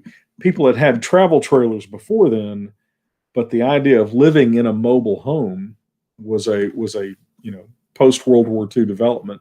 Right. Spurred a lot, housing shortage when all those soldiers came home and that kind of thing. It was a great book. I recommend it if you're just interested in weird, oddball American history stuff. So. Yeah, that sounds that type of stuff always is. I would rather see a museum of that though. Like that's how I want to experience that. Well, and so one of the things that I really miss now because of Amazon, is back in the old days, we had things called used bookstores. I know they still have them, but they're basically pointless now. Yeah, they're impossible to find around here. We don't have a bookstore within an hour of my house. Yeah. Well, and in this day and age of Amazon, where you can buy any book there is, basically, query how much you need them. But anyway, but in the old days, before Amazon was omnipresent, you'd go to used bookstores and just kind of roam the stacks, and that's what happened to me. We had a bookstore here for a few years that did nothing but close. What do you call them? when the bookstores can't sell a book, they ship the unsold books back to the publisher. Sure. Remaindered books. That was the term. Anyway, the store sold nothing but remaindered books. And so, a book that originally retailed for $10, you get it for $2 or something like that. Right. Yeah. And I was roaming through one Saturday morning, kind of part of my stuff in those days. And I was like, holy crap, trailer parks and da-da-da. And what I would typically do is I just crack a book open and just start reading randomly. And if it held my attention for a page, I'd buy it. That's how I actually read The Godfather, the novel The Godfather. That store had a hardback copy of The Godfather. You want to see the you want to see the last book I bought at an actual legit used bookstore? Because sure. I bought other books since from antique stores, but that's not the same. This is from a used bookstore. 1 second. It's right here on my shelf. Don't buy the books with sticky pages. Yeah, I'd say that's words to live by. Oh boy. Here we go. He's got that grin. Look at this. Look at this. Look at who it is. Oh my God. Oh my God. Is that the way things ought to be? Nope. It's I told you so. See, I told you so. He wrote that after Bill Clinton got elected. Wow, and a slipcover and everything. Oh wait, Rush Limbaugh. I got to get it the right way. And get this. Here we go. Oh Here no. we go. No. It's signed. Oh man. So, yeah, I've got the Rush Limbaugh "See, I Told You So" book from Simon and Schuster, back when Simon and Schuster would publish a Rush Limbaugh book. Yeah, I remember. Well, and that book was a colossal bestseller. I mean, Limbaugh made a fortune off that day. But I remember after Bill Clinton got elected, every day he would, the Rush Limbaugh show would start with "America held hostage, day such and such of the Clinton presidency." welcome to my audience. It's day 124 of the raw deal, the Clinton presidency. Here, I'll put it on the presenter for you guys so you can see Rush's smiling face. Yeah, it's really tragic. The cancer stuff is not apparently going very well. Yeah, I saw his Twitter picture and I was like, oh, Rush isn't looking great. But he's been doing this forever. Yeah. Well, I remember the day I discovered his radio show. I was going to Stephen F. Austin State University getting my teaching certification. This would have been like 89 or 90, something like that. And Stephen F. Austin's about an hour from Tyler, 50 minutes, something like that. And I was driving back one day, about, noonish, and driving along and I'm listening just to the radio randomly, and this guy's talking, and all of a sudden he goes, "And now we have a homeless update." And then he breaks into Clarence Frogman hymns, "Ain't got no home." I was like, what is this? And just, so I went home. I listened to him all the way back, and then I told everybody I knew, you got to listen to this guy. And yeah, he was great. And this is, he wrote this book in his heyday. His real heyday was the 90s. That book. He wrote that book after Bill Clinton got elected, and it was, and the point and the title was, I told you that's what this clown was going to do, because Bill Clinton got elected by pretending to be a conservative. Right. He pretended to be a conservative Democrat, and so of course the first thing he did was try to enact universal health care, did enact gun control, massive tax increase. I remember calling Tori. I was in law school when Clinton got elected, and so I called her up and said, "Hey, honey, we're rich." She said, "Really?" I said, "Oh yeah." "What happened?" I said, "Well, the president said he would not raise taxes on anyone but the rich, and our taxes went up." Yeah, so the rich. Yeah, she didn't really think that was as funny as I did. Right. Yeah. But, I love raising taxes. It's my favorite thing. Oh yeah. Well, nope, we're not doom pilling. Stop. Huh? We're not doom pilling. Never mind. Taxes are great and they're perfect.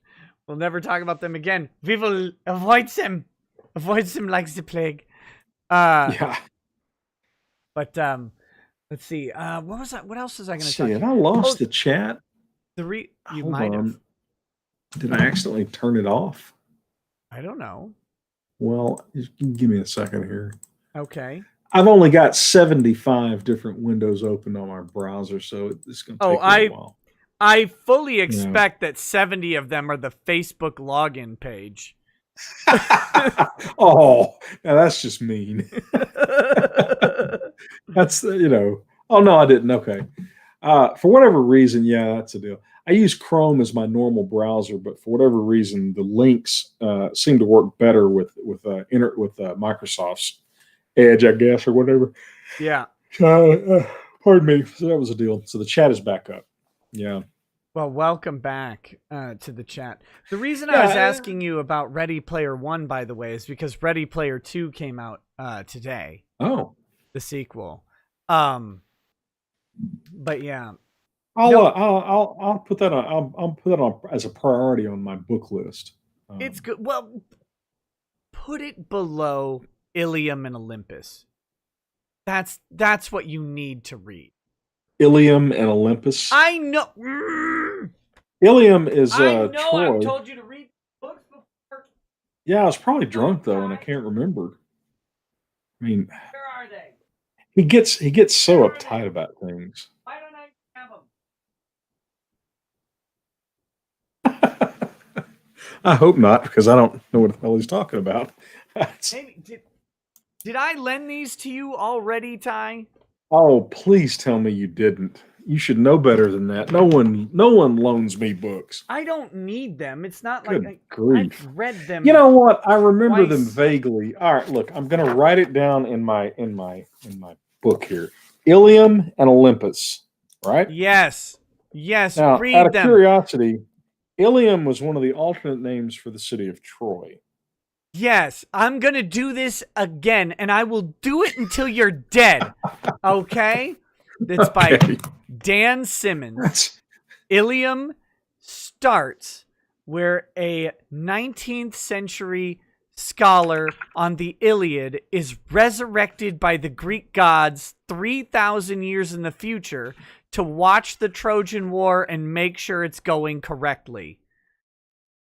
Okay, that would be pretty damn cool.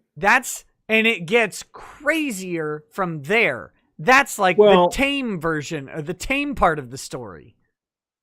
Okay. And when all of the other scholars start getting offed by the gods callously murdering them by ripping them into their constituent molecules, what the gods do. Right. He decides that he's going to use his personal. They give him these devices. They get 3 devices, I believe. One of them is like a cloaking device. Or it's not a cloaking. I mean, it works like a cloaking device, or they can phase themselves into someone else. They take over their quantum probability wave. So they assume the identity, not just as a mask. They actually take the literal place of a character in the book. Since all of the scholars know who's going to die on any given day, because they're experts on the Iliad, they know who's safe. So they'll just take over a minor character to get close into a battle if they're going to watch like Diomedes kill a bunch of guys, right? So he decides, well, if everybody's just getting killed by these gods, I'm going to dress up as Paris and I'm going to bang the shit out of Helen. Because, of course, he thinks he's going to go anyway. And right. So you might as well, the most beautiful woman in the world. And so he does. And then, the things start to get really crazy when the women of Troy figure him out and all that stuff. Then at the same time, there's a race of sentient robots hovering around Jupiter, because we sent sentient AI robots to Jupiter a while back, and they've been creating their own civilization on the Jovian moons. And I don't think you have told me about this series, Nick. I really don't. Well, I'm doing it now. Or I was really drunk when you told me. I can't remember. Because I'm actually a fairly serious. I wouldn't say scholar exactly, but I'm pretty seriously interested in the Trojan War stories, the Iliad, the Odyssey, and the Aeneid. So, yeah. Oh, okay, so I'm there. The sentient robots are called Moraveks, which you'll probably recognize from whichever sci-fi classic that's from. I don't remember. They, each robot. So you have there are two robots that are friends that are the main characters of the robot arc, and it's a robot, a hard vac robot from Io, and then an underwater submersible pilot on Europa.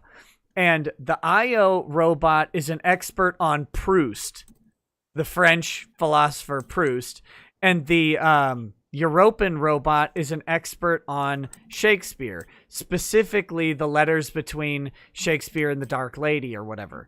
And so they have these philosophical discussions. But anyway, the Jovian robots are all watching Earth because there's massive amounts of quantum activity that seek to run the risk of destabilizing the entire galaxy and causing severe issues. So they have to send an expedition team of robots back to Earth to figure out what the humans have been up to. Then you have like actual Odysseus, present day Odysseus, because he's still alive trying to get back to Ithaca. It is wild. Ty, you would love this book. No, it is. Yeah, I can already tell. Very literary. Beyond even what I'm saying. There's a sentient AI on Mars named Prospero, and he's enlisted a race of little green men who just set up Easter Island heads alongside the cliffs of Mars, and it's great, and they have to eventually convince the Greeks to rebel against the Greek gods. And so Achilles and Hector are beating the shit out of like the Greek gods and stuff like that. It's awesome. It's fantastic. Okay. I'll put that at the top of my list then. Put it at the very top. I don't really read much fiction these days. Get the audiobook. Okay. There you go. It doesn't matter. You'll enjoy it. It's a great story. It's one of the better stories I've ever read. Okay. Well, like I said, I'm a big fan. I actually took a couple of graduate level classes in the Iliad and the Odyssey and the Aeneid. So it's pretty well. The Iliad is the original war story. I mean, that's like the first series. I mean, the Iliad's a war. It's a war story. The Odyssey is more of an adventure, journey type story. And the Aeneid is pretty cool because basically it's a journey type story too, but it's got all the historical events built in to create the Roman Empire. So right. My favorite scene in the Aeneid is Aeneas is one of the survivors of Troy, and he and Trojan refugees flee the sacking of Troy, with and they're heading off. And importantly, with the sword that Priam said is so long as a son of Troy holds on to this sword, the empire will never die, or whatever. The city will never die. It's his destiny. Jupiter, Zeus. Jupiter says, you got to go found this Roman Empire thing. But he winds up in Carthage, and he winds up banging the queen of Carthage, Queen Dido, and he hangs out with her for like a year. And then Zeus says, okay, it's about time for you to, get back on that whole, getting the empire set up thing. So, let's get to it. And so he sneaks out. He doesn't tell her, well, I got to go found the Roman Empire. It's my destiny. He just leaves. Yeah. And she wakes up that morning and goes to her balcony and sees Aeneas's fleet sailing out of the harbor, and she's like, the old hell hath no fury like a woman scorned, and so that's the enmity between Rome and Carthage. That's it right there. So yeah. But you read this going, oh yeah, I could see him doing that, and I could see her reacting that way. Yeah, actually, you can't snub a queen. Well, no, and I mean, she was planning on spending the rest of her life with him. There, she was in love with him, And Zeus shows, Jupiter says, "Hey, you got to get to work. Get back to work." Okay. I can't believe I can't find those books on my shelf. I swear I have them. I must have lent them to someone. I think you loaned them to me, but that does sound vaguely. I'll look on my bookshelves too. I've been reorganizing my books, trying to get. I mean, I have them on Kindle now anyway, so I don't need like the physical copy. So I know that's how I would probably. That's how I'd probably read them anyway. I'm pretty much an ebook. Yeah. Guy, pretty exclusively these days. They're great. They're great. Well, let me. I don't know. Let me go. Probably read up the rest of these chats and call it an earlier night than normal. What does Ty have to say about the Epic of Gilgamesh? Read that one too. Really good. Enkidu, Gilgamesh's friend, loyal companion and all that. Gilgamesh is interesting because there's a proto-Noah story. Right. Crap, I can't remember how you say the guy's name. UPTA something or another. Anyway, but it's the Noah story. The gods flooded the earth. I built a giant ship, put animals on it, and we rode out the flood. Listen, I went to the Creation Museum, and they showed me that the Epic of Gilgamesh's ship wouldn't survive a wave. So I know that it's not true. Now, it's an interesting thing.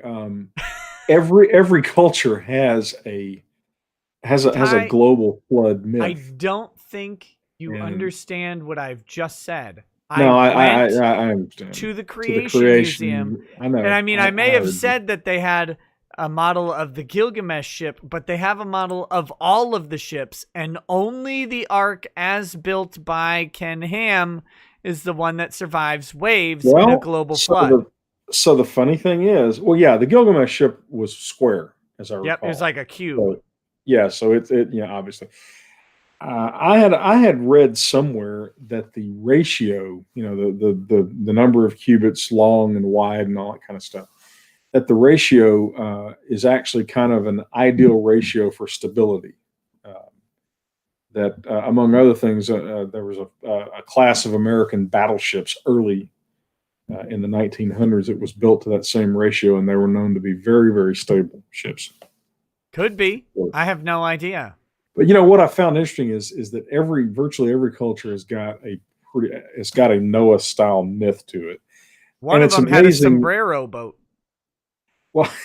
Well, yeah, and of course some of them actually just journeyed to the top of the highest mountain. But what's funny is people draw completely opposite conclusions from that evidence.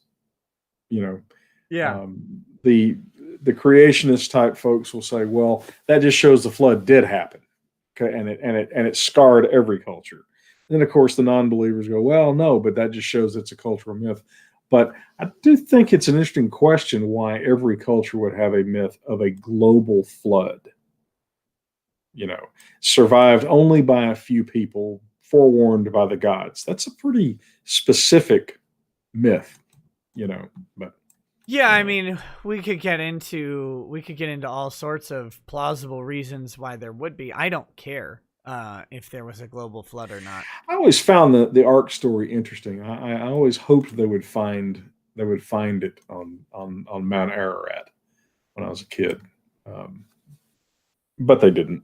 So yeah, I don't. Yeah, a wooden ship wouldn't survive 5,000 years anyway. Or the problem with looking at the Old Testament is, especially specifically Genesis, is that one of the heavily used symbols in Genesis is just water. Water is change and rebirth and creation, and it's over and over throughout Genesis, and then it's repeated later in the more metaphorical text as well, like the apocalyptic text. So you can take it literally, and you can also take it figuratively, and it works both ways. So it's it makes it. That's why I don't like try and waste time discerning what is. But what I will say, regardless, even if you believe in a young Earth 6,000 year creation, the Creation Museum is hilarious. It doesn't. Even if you buy into it, it's great. Is it one of those? Isn't there some museum somewhere where a guy built a full size replica? That's what I'm talking about. Yeah. Oh, that's it. Okay. Well, there's the Creation Museum, and then the replica Ark encounter is like 20 miles away. But it's the same guy. It's got to be about 600 feet long. I mean, that's a big ass ship. It's a big ass ship. It's great. Yeah. I especially like the concrete parts of it. Well, and the Mountain Dew machines and stuff. Well, that's the traffic. I mean, you gotta handle the traffic. But yeah, I like the Creation Museum. I would encourage everyone to go. It is something. Whether you believe in it or not, it is an experience, and it's a good one. They do it well. Bring money though, because they leech it out of you like a damn viper. Like I took my kids to eat at the restaurant, and I was like, "Oh my god, chicken nuggets are like $9." Oh, it's like eating at the theater. It sort of is the same thing. Well, yeah, I tell you, Nick, if there's a movie you ought to see if you ever get a chance, I think they have actually got it on YouTube somewhere. But there was a movie made in the mid-'70s called In Search of Noah's Ark. Yeah. And, it's pseudoscience, but it's really well done. And of course, it tries to make the case for the Ark and da-da-da-da. And I've always thought I've always hoped that it was there. And in fact, the stuff in the role-playing campaigns that I've run when I've done, Indiana Jones style campaigns, there's almost always an expedition to find the Ark. Yeah. And typically and they would be fun to be on, right? Like that would be high adventure of the greatest. Well, the classic adventure is this, right? They're hired to escort some professor or something, or they're sent by a university or da-da-da. But anyway, the Ark's been discovered, and Stalin has sent a team of soldiers to destroy the Ark because of communism. Right. Yeah, the Ark would be definitive proof of God's existence, and communism can't abide that. So you wind up in this, and they're the major adversary, and invariably, of course, a gigantic avalanche or something keeps the Ark from being actually found, because you can't actually have Noah's Ark discovered. Right. That would be a pretty world shaking. I read a would you call it science fiction? I don't know. I read a novel one time about the discovery of Noah's Ark, and all the societal upheaval and stuff. Yeah. That occasion. I'll tell you a good series of books way back when. It's 20 years ago now. Did you ever read any of the Left Behind books? No. Okay. We have them all. I've heard they're very entertaining. They are. The first one especially is as good an after the Holocaust type book as because the basic setting is this: the rapture occurs. Right. Yeah. And so, a substantial percentage of the population disappears. Well, imagine if you're in an airplane, for example, and the pilot gets raptured. Imagine it, you're driving down the freeway and half the people in the freeway get raptured, and those cars are now just hurtling to, so the rapture causes a great deal of global destruction. And it's really done, thought out. It's very well described, very well thought out, and and of course, and that occasions the development of the one world government and all this kind of stuff. But the books are well written. The first one, like I said, is really good. I think I consider it a classic of the apocalyptic genre. Yeah. But the problem that you run into is it's the kryptonite problem. The main characters, they become they are not raptured, right? Right. So but they become Christians, because that is a pretty compelling event. Yeah, it would probably turn you into a believer. I would think so, yeah. But the funny thing is, though, the novels get to be boring because, God's going to win. Right. So there's really not much drama after the first couple of books. And the series goes on like 10 or 12 books. I actually soldiered through and read, I think I read them all. But the first few in there are really good apocalyptic fiction, circa 2000. So, you don't have a real well-developed internet, and cell phones are kind of a new cool technology. In fact, that's one of the ways that the government that we recover, that the society, because the widespread destruction of includes wired phone systems and all that. But anyway, it's really good. I'd recommend it. Yeah, I've heard they're very entertaining. I think my mom read them. We have them all. Lady Rackets went on a quest to gather all of them. I'm looking at them right. Yeah.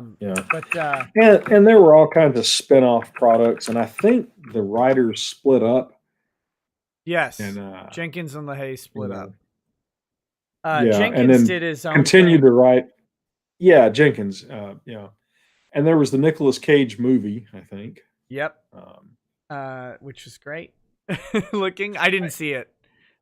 I saw it. It was pretty good. There were also the Kirk Cameron movies. The Kirk Cameron movie wasn't bad. I enjoyed T.D. Jakes, the African American pastor. He was the pastor of their church who had left the videotape behind. He had created a videotape in the event of the rapture. Break glass and play the tape. And the tape explains, if you're watching this tape, you haven't been raptured. Here's what's going to happen, and here's what you need to do, and da da da da da. But anyways, yeah. Stuff. No, the where was I going with this? Oh, I wanted to say this about the whole ARC thing is I think they're very intoxicating stories and people searching for the truth. I shouldn't say the truth, the historicity of the Ark or the historicity of the Exodus or whatever it is. There's a tendency there for people to get wrapped up in that search. And I think that's my problem with the Creation Museum is they're hyper focused on proving something that doesn't demand proof. Well, and arguably to steal from Douglas Adams, arguably that would violate one of the basic precepts. Proof denies faith. Right. So if the Ark were discovered, it would be the final conclusive proof of the non-existence of God. Yeah. Or the Babel fish in Hitchhiker's Guide was that way. Because there was no way such a useful thing could have possibly evolved accidentally. It had to be created by God, and I've got your Ark discovery story for you and for the stream. For the stream who wants their Escapist Media Ark discovery story, look up the anime Spriggan.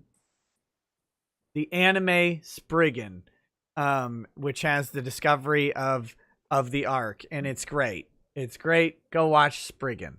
So there you go. For my anime fans in the audience, go check it out.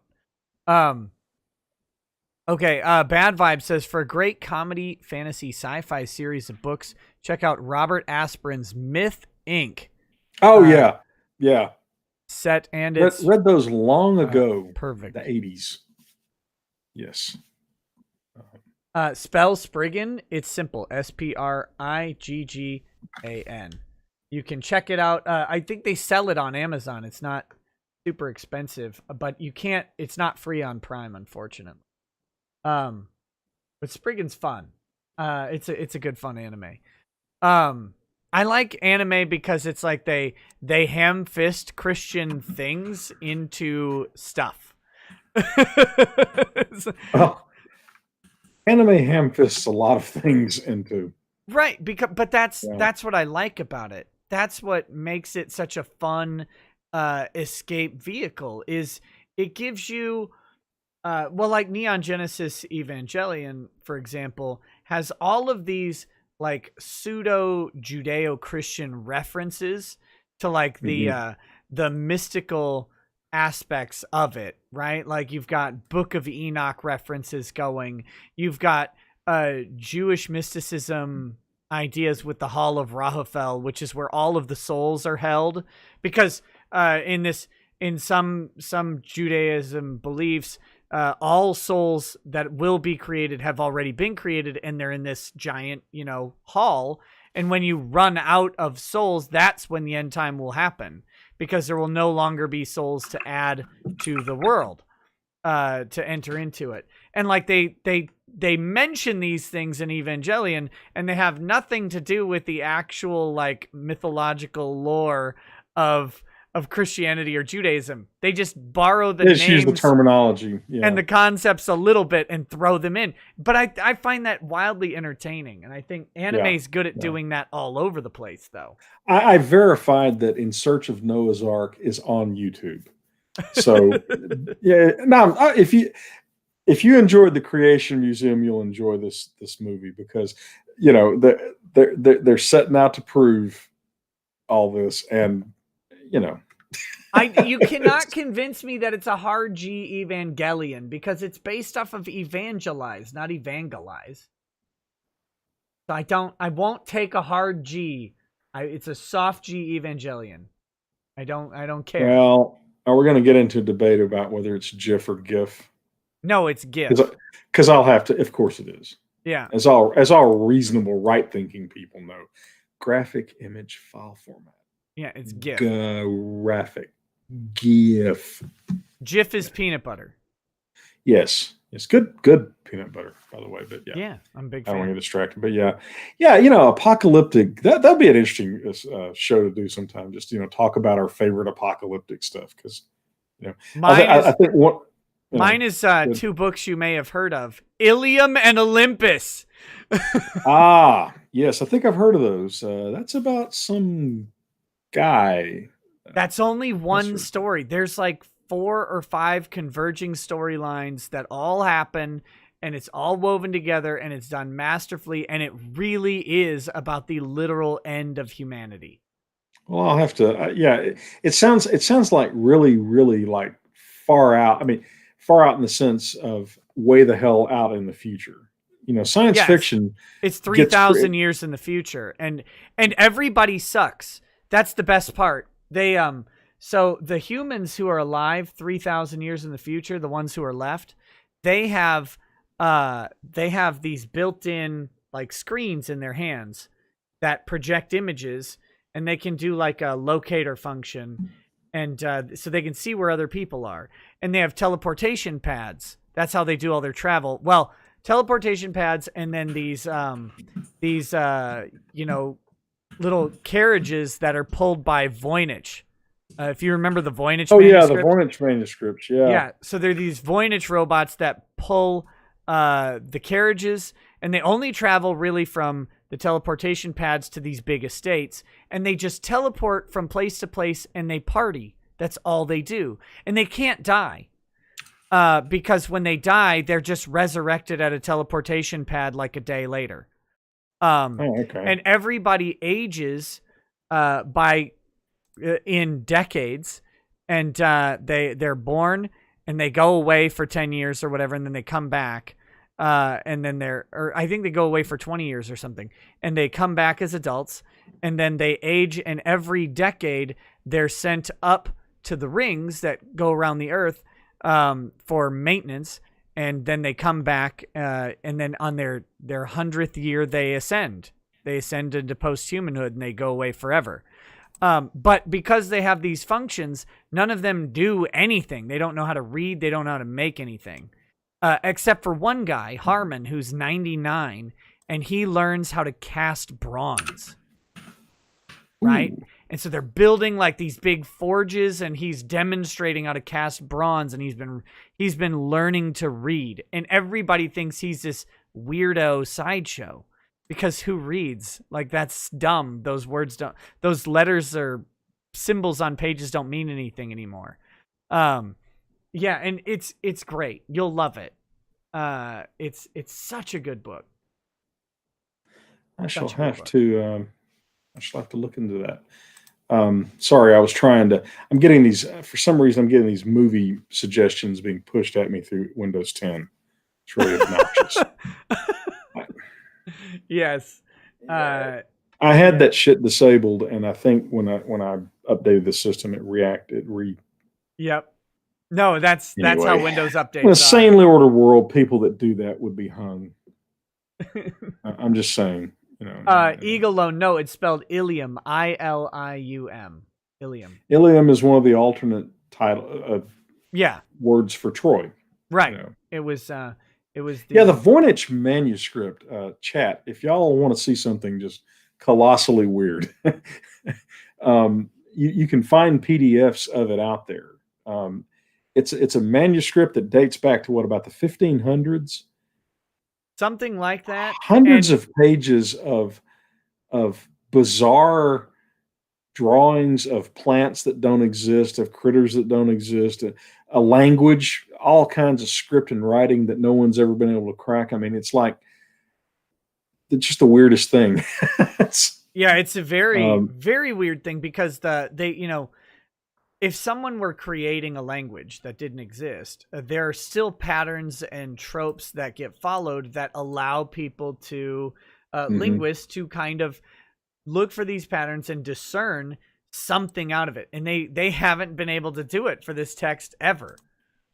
See, I have a theory about the Voynich manuscript. Some people think that it's just a colossal hoax. Maybe, but that's an awful lot of effort to go to.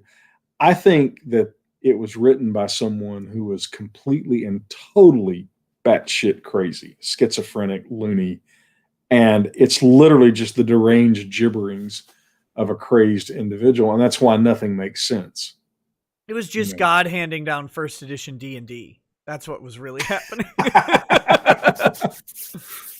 And the Lord spoke, saying, "Yeah, put us now the rules for building castles in the DM's guide." Oh, I got Tasha's guide to everything. Tasha's Cauldron of Everything. Tasha's Cauldron of Everything.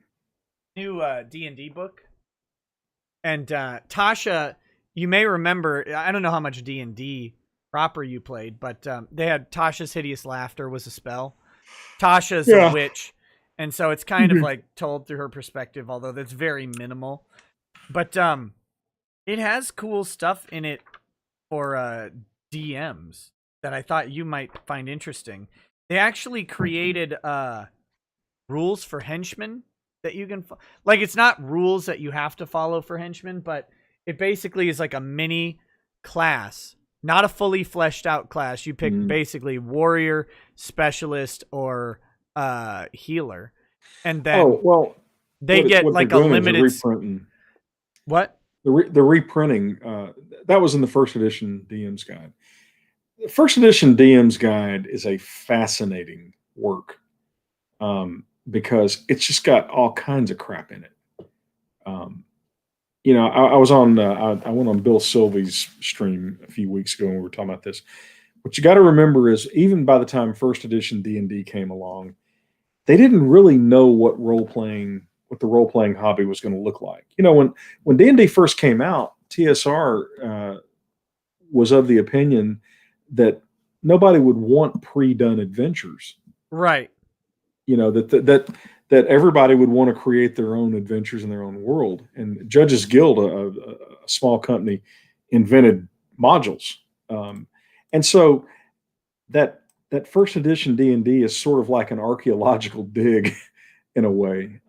There's all kinds of stuff that they thought might matter, but really don't, such as elaborate rules on henchmen, elaborate rules on building castles and raising, armies of men-at-arms and yada, yada, yada, all that kind of stuff. And, almost nobody ever messed with any of that. But they didn't know. They thought it would matter. So yeah, and they've as far as I can tell from like the main books, they tend to have phased most of that stuff out. Like it's there, it says, you can create henchmen or you can do these things, but they're not really fleshed out in the book with guidelines. It's like left to the DM to do it. But this book brings some of that back in with like framework, which it's pretty cool. I don't know, I like it. Yeah, well, of course, I love to read books about game mastering, although I honestly can't say any of them I've ever actually used any of their suggestions, but it's fun to read. Well, you don't use the suggestions, but you incorporate the concepts naturally just by reading it. And then when you do your storytelling and world building, like that stuff's just in there jumbled into your other repository. Well, see, as a here's the thing. I almost always am the DM. I rarely play in role playing games. I've just always been the DM. I've always run games from the very first time I ever discovered role playing games. So I've DM'd a lot and pretty successfully. I mean, I've always been able to fill my campaign with players, and everybody seemed to have a real good time, and yada yada yada. My advice for any DM is real simple. Remember that the goal of the purpose of the exercise is for the players to have fun. And if I thought it was to kill the players. Well, sometimes you have to hurt the people you love. Yes, sometimes they have to die. It's a cold hard. Or the speech that everybody gets in the first adventure that I run when if they don't know me. Okay, let me make this as clear as I know how to make it. I will kill you. There is stuff in this campaign that you cannot defeat. Yeah. Okay. And if you want to try, I'll give you every benefit of the doubt. I'll give you every break because you're going to need them. But if the dice decree that you die, you die. I thought of an idea for an interesting start to a campaign would be to get your characters to make get your players to make characters, develop their backstory and all that stuff, and get their characters ready, and then to kill them right away. Like first session, almost immediately, you put them in an impossible encounter, like a dragon just falls out of the sky and crushes them. Who knows? Whatever. They die. And then you make them on the fly create offspring for their character that have to come in and take over and deal with that. That'd be interesting. But they have to be different. So like if your character was a warrior or whatever, nope, your offspring cannot be a warrior. It has to be something else. I think you're subverting. You'd be forcing the players to play roles they didn't actually want to play, or they would have chosen that class. I think the problem with that kind of idea, though, Nick, is this: there's no problem with that idea. Well, the modern role playing games, like even 5th edition D&D, take too damn long to create characters. Oh, 5th edition doesn't take that long. Well, by the historical standards, it does. In 1st edition D&D, you can easily create a character in 5 minutes. I mean, literally, and that's taking your time. You're not even rushing. Of all people, Brittany, my youngest daughter, she made that observation after she had played a 5th edition campaign, and they took, 45 minutes or an hour, however long it took to create characters. And she was like, "Oh, it's boring." And I said, "Well, let me show you how to create a character in 1st edition." And we did it in 5 minutes. And so I ran a little campaign for them. And she made the observation that games that take a long time to create characters disincentivize killing those characters because there's all that effort that went into them. And that was a very astute point because, back in the old day, I had a guy one time and he was a good player. It just bad luck. He died 6 times in 6 adventures. Every single week one time got hit. I was cowering in a dark tunnel and a random shower of arrows just came out and the arrows were literally just randomly distributed and enough hit him and killed him. I mean, that's what he deserved. That's the record holder. Yeah, he's the record holder. Six characters dead in 6 sessions. That's what he gets for stealing from the homeless. Obviously, yeah, but the thing is, without a genuine fear of death, there is no drama. If the players know their characters are not going to die, there's no drama. What I've been hearing is part of the reason D&D is so easy is because people do house rules and make things like less painful for their characters. And it makes the encounters a lot easier. Like they'll shorten the time it takes to drink a potion from an action to a bonus action or whatever. Yeah. And so then it's like, oh, you can attack and move and then drink a potion and you're fine. Like, well, that's a lot of That's a lot of activity for 6 seconds. You've got damage out and health up. That's a big swing of hit points in the overall math formula of the monster's hit points versus the party's hit points. So, well, yeah. Anytime you start jacking with the rules, you can create unintended consequences. We over the years, we've been the benefactor of any number of rule suggestions for Fistful of Toes. And I won't say that all of them have been crap. Every now and then there's a good idea. You go, that's a pretty good idea. But the fact of the matter is Paul and I spent a long time developing that game, and we looked at every conceivable way to do stuff, and we chose the track that we chose for legitimate reasons. And but you can make one little change that has amplifications throughout the system, such as, okay, great, I can drink a healing potion anytime I need it without it costing me an action. Well, at that point, you've basically just increased the hit points to however many potions you can carry. That has a knock-on effect as to the whole thing. But and this goes all the way back to the very beginnings of role-playing games. We called it Monty Hall gaming.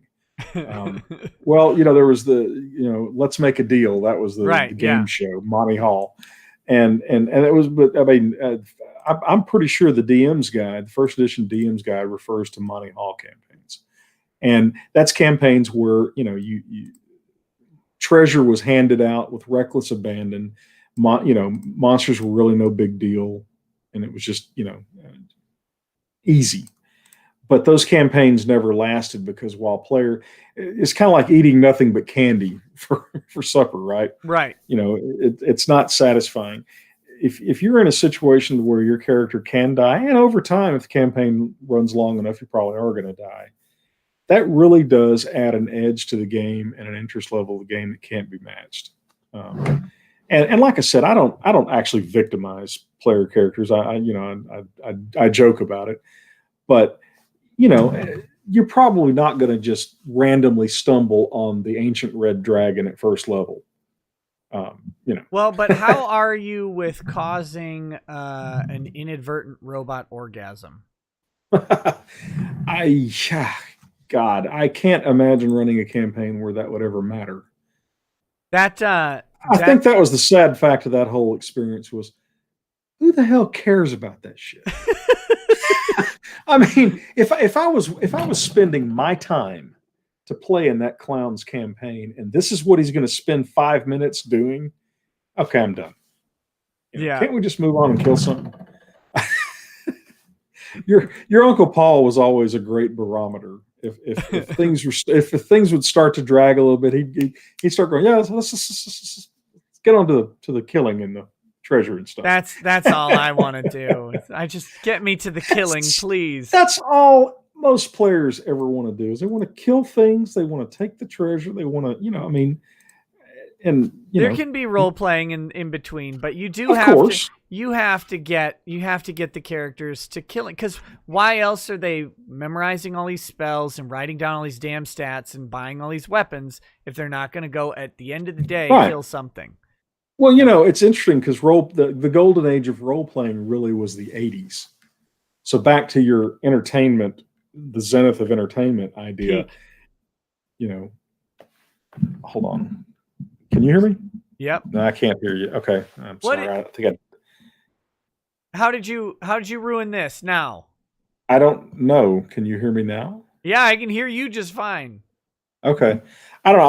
I think I knocked my wire out of my microphone thingy. I don't know. I don't have my tech support.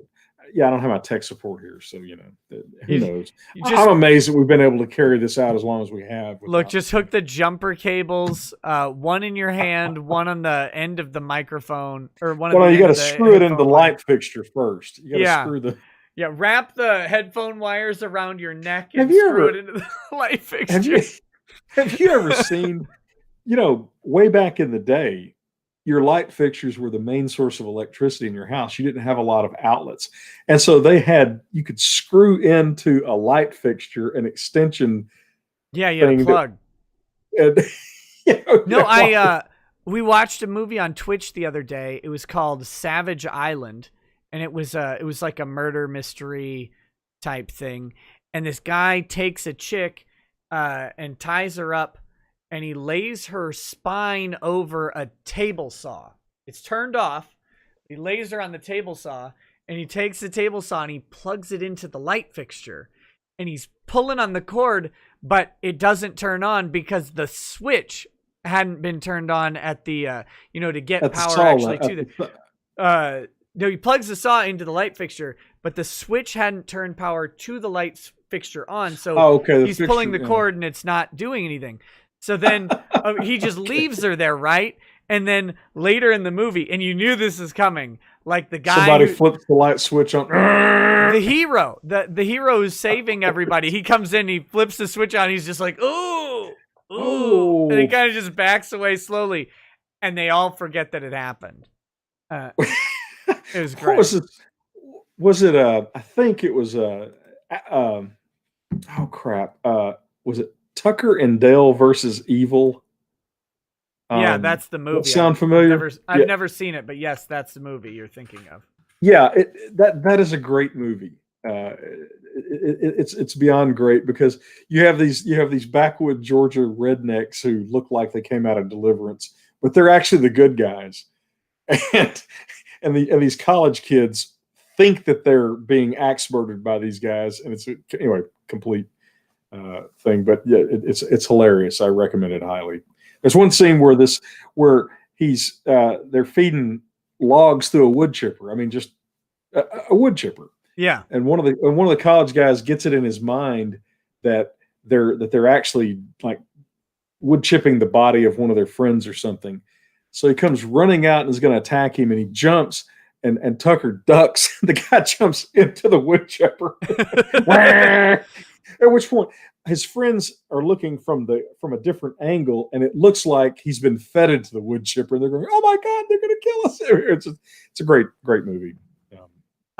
In Rumble in the Bronx with Jackie Chan, they have like a sad wood chipper scene where the one guy is forced to stand there under the exit port, and they're feeding like parts of his buddy into it and like spraying him with it, and then they spare the guy, the guy who was getting sprayed on, but they send him back with his buddy in garbage bags just full of slop back to the other gang. That's hardcore. And it's like, oh God, that scene still makes me feel bad. Yeah, that's pretty big. By the way, the first movie I ever saw Jackie Chan in was called The Big Brawl, and the actual title is Battle Creek Brawl. Yeah. I highly recommend it. It's great. Highly recommend it. Yes, it really is. It was the Chinese production company made the movie, but they made it here, and they actually had a decent cast. They had Jose Ferrer and some other folks. I mean, it was. If that was your credit card, flash it on the screen just to make sure. That was that was my mouse. Who needs a mouse anyway? Really. I'll just think what will happen. But yeah, Rumble in the Bronx. I don't think I ever actually saw that one. It's a good one. Scene. It's a good Jackie Chan flick. Yeah. Okay, let me do some more of these chats. Random Blaze says, Ty, the Wingman, Starhawk, and the Survivalist book series are also good alternate history book series. I've read the Survivalist. I don't know the other two. Okay. Swarm069 says, favorite religious anime is Saint Onisan. Jesus and Buddha hanging out in modern Tokyo, with Jesus being mistaken for the son of an all-powerful Yakuza boss. Okay. James Colley says, what are your thoughts on power gamers? Also, have you read a book called Munchkin's Guide to Power Gaming? If not, you'll piss yourself from laughing. Have you thought about challenging Nux Taku to a game of Among Us? Let me answer in reverse order. Yes, and I would love to play Among Us with Nux Taku. No to Munchkin's Guide to Power Gaming. Thoughts on power gaming or power gamers? It depends on the makeup at the table, like anything. If you've got a power game session, it's great. If you've got a power gamer with a bunch of normies, it's kind of lame. I tend to choose my players, and we don't do power gaming. For one thing, it's very free form. We don't. I do theater of the mind combat. So I describe the scene. You tell me what you're going to do, and I adjudicate it. There's there's not a lot of opportunity for hyper technical application of rules or any of that kind of crap. Yeah, but that's so cute. Well, I mean, they're just interesting combinations of things that you can do to make it power gaming. And I mean, I don't mind it, but if you have 3 new people at the table and then 1 power gamer, and the power gamer is just ending all of the encounters that the DM is creating for like new players, it's just not fun. Like that. Well, yeah, I wouldn't have that in a campaign though. I mean, I just wouldn't, Plus, I don't. A lot of power gamers take advantage of knowledge of, for example, they know that this monster has these attributes and these. Right. Well, in my games, there's absolutely no guarantee that the monster manual rules on anything are applicable.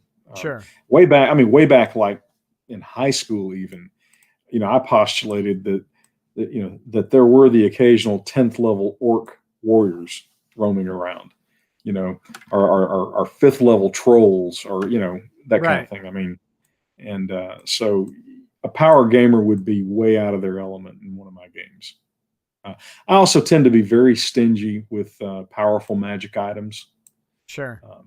Low-level magical items are actually fairly easy to get, but the really, you're not going to run it. You're not going to find the Hand of Vecna, on the first level of one of my dungeons. Well, I'll find it. No, I think. But conversely, I think a group of dedicated power gamers who have lots of experience and a dungeon master who's prepared for that can actually make a really cool game too. They can have high level. Well, yeah, I mean, you just have to do it. You just have to know what you're getting into, and everybody has to be on the same page. Otherwise, it's. I think though the problem is that power gamers tend to be lone wolves. In other words, they part of the whole attraction of power gaming isn't merely succeeding against the DM's obstacles, but it's being more powerful than the other people at the table. Right. Yeah. And but I mean, at the end of the day, if you go with my postulation that the primary goal is for the players to have fun, they have fun. They have fun. The game master needs to get something out of it too. But I think I've read a couple of 2 very good books are the Lazy DM series by Sly Flourish, I think is the pen name of the guy. They're really good because he's a big proponent of very little prep. Sure. Just get in there and go at it. And that somewhat, I mean, I put more prep in than he recommends, but not a lot more. My campaigns are very freeform, fast moving. That's the other thing too. Keep the damn thing moving. Keep power gaming is being a guild master with 200 people and kicking them all out. Yeah. Yeah. Get out of my house. Well said. The Big Red Bear says, GM'd for years. Stupid actions have stupid consequences. The best moment I've ever had was when a player managed to break the elevator he was in through trying to fix it in a very dumb way and dropped himself 50 stories. Well, and spare the rod, spoil the child, I always say. I think the best total party kill I ever had was early in my D&D years. Classic D&D, fireballs were area effect detonation things, right? And so, they had been a very nasty dungeon, and so the wizard, and in those days you had to prep the spells. So the wizard's got a fireball spell ready to cast, and the villains have gone into this room, and they tear the door open, and he throws the fireball in there. Well, the room's a 10 by 10 room. Yeah. And the fireball detonates in the room and then blows back down the hall and blasts them all. And it was, he gets backdrafted into oblivion. Oh, yeah. Yeah. Well, I mean, because, you just measured it out, right? It goes 30 feet this way and Yeah. That's a lot of volume to come back in your face. Yeah. All right. Mario Carter 13 says, just as important as escapism is knowing when you can't escape. There's a reason Movie Bob had to be fired from The Escapist twice. Ed Gein's Rhinoplasty says, hit the like button or you'll be forced to play the next 5 knack games on repeat for all eternity on the PS5 you bought with Ty's credit card. Also sub to the second channel. Yes, for dedicated nerd entertainment, please subscribe to Ricada Media. I'm trying to get that to 10,000 subscribers by the end of the year. I think I'm a subscriber, but I'll double check. Yeah, make sure you are, you scumbag. By the way, I think I told you in a text message, I've been watching Scott Adams, the creator of Dilbert, watching his live streams every morning. Yeah. And you have a bigger audience than he does. I have a better audience than he does, too. Yeah. He has one thing that's kind of entertaining. I'd love to have him on the show. He's actually quite an astute political observer. He really is. I loved his various books. He predicted Trump's original victory and all this, but he bans people for saying stupid shit. Yeah. It's just he reads through and goes, oh well, okay, Bob, I'm going to ban you for that because you see that's not what I said. What I said was that bans him. So that may be part of it too. So I don't know. Yeah. Just a second. Damn it. I can't type. Okay, there we go. Yeah, by the way, I've got a conference call in the morning. Talk about, your basic really exciting tons life of fun. as a high-powered lawyer, yeah. Terminating and transferring a 401k plan from a company we sold to the new company. Oh God. Yeah. By the way, you talk about the hidden perks that they don't tell you about in law school, man. That's Angry Baneling. I just want to say, don't lie. The link to the channel is in the description. I don't know why you didn't see it before. TLJ Screwjob says, speaking of how big the U.S. is, one of my professor's friends came from England for a conference. Said they were in New York and were staying for 2 days and wanted to visit. My professor lived in Texas and was like, yeah, that's not going to happen. I had a friend that flew from the UK to Portland, Oregon. And he said, oh, yes, it was very strange spending more time flying over the United States than I did over the Atlantic Ocean. Yeah. I thought, that's a good point. But yeah. No, I mean, we're a continent. A bit, and a decent sized one, too. Ed Gein's, well, Tyler, Texas isn't that. I can almost drive to Chicago in the same amount of time it would take me to drive to El Paso. Yeah. I mean, it's like an hour difference. So, Ed Gein's Cultured Butchery says, hey, Ty, would you rather smash Helen of Troy or Dido of Carthage? Yes, you do have to answer. Helen of Troy. Yeah, you got to pick Helen. I mean, Dido was a babe, supposedly, but Helen of Troy was the most desirable woman on in these the Troy retelling by David Gemmell, which is really good, and I strongly recommend the 3-book series: Lord of the Silver Bow, Shield of Thunder, and Fall of Kings.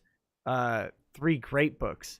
Helen is actually just kind of a plump, sort of pleasant housewife, but the marketing was necessary to sell the Greeks on fighting for Menelaus. That was so basically they had to sell her as the most beautiful woman in the world to get everybody on board with fighting the war for her. It's great. The problem with that is, though, that they were all suitors of hers in the actual myth. In the actual myth, they were all suitors, and the deal was her father made them all promise, if they were going to get a shot, that they would defend the person who did win her over.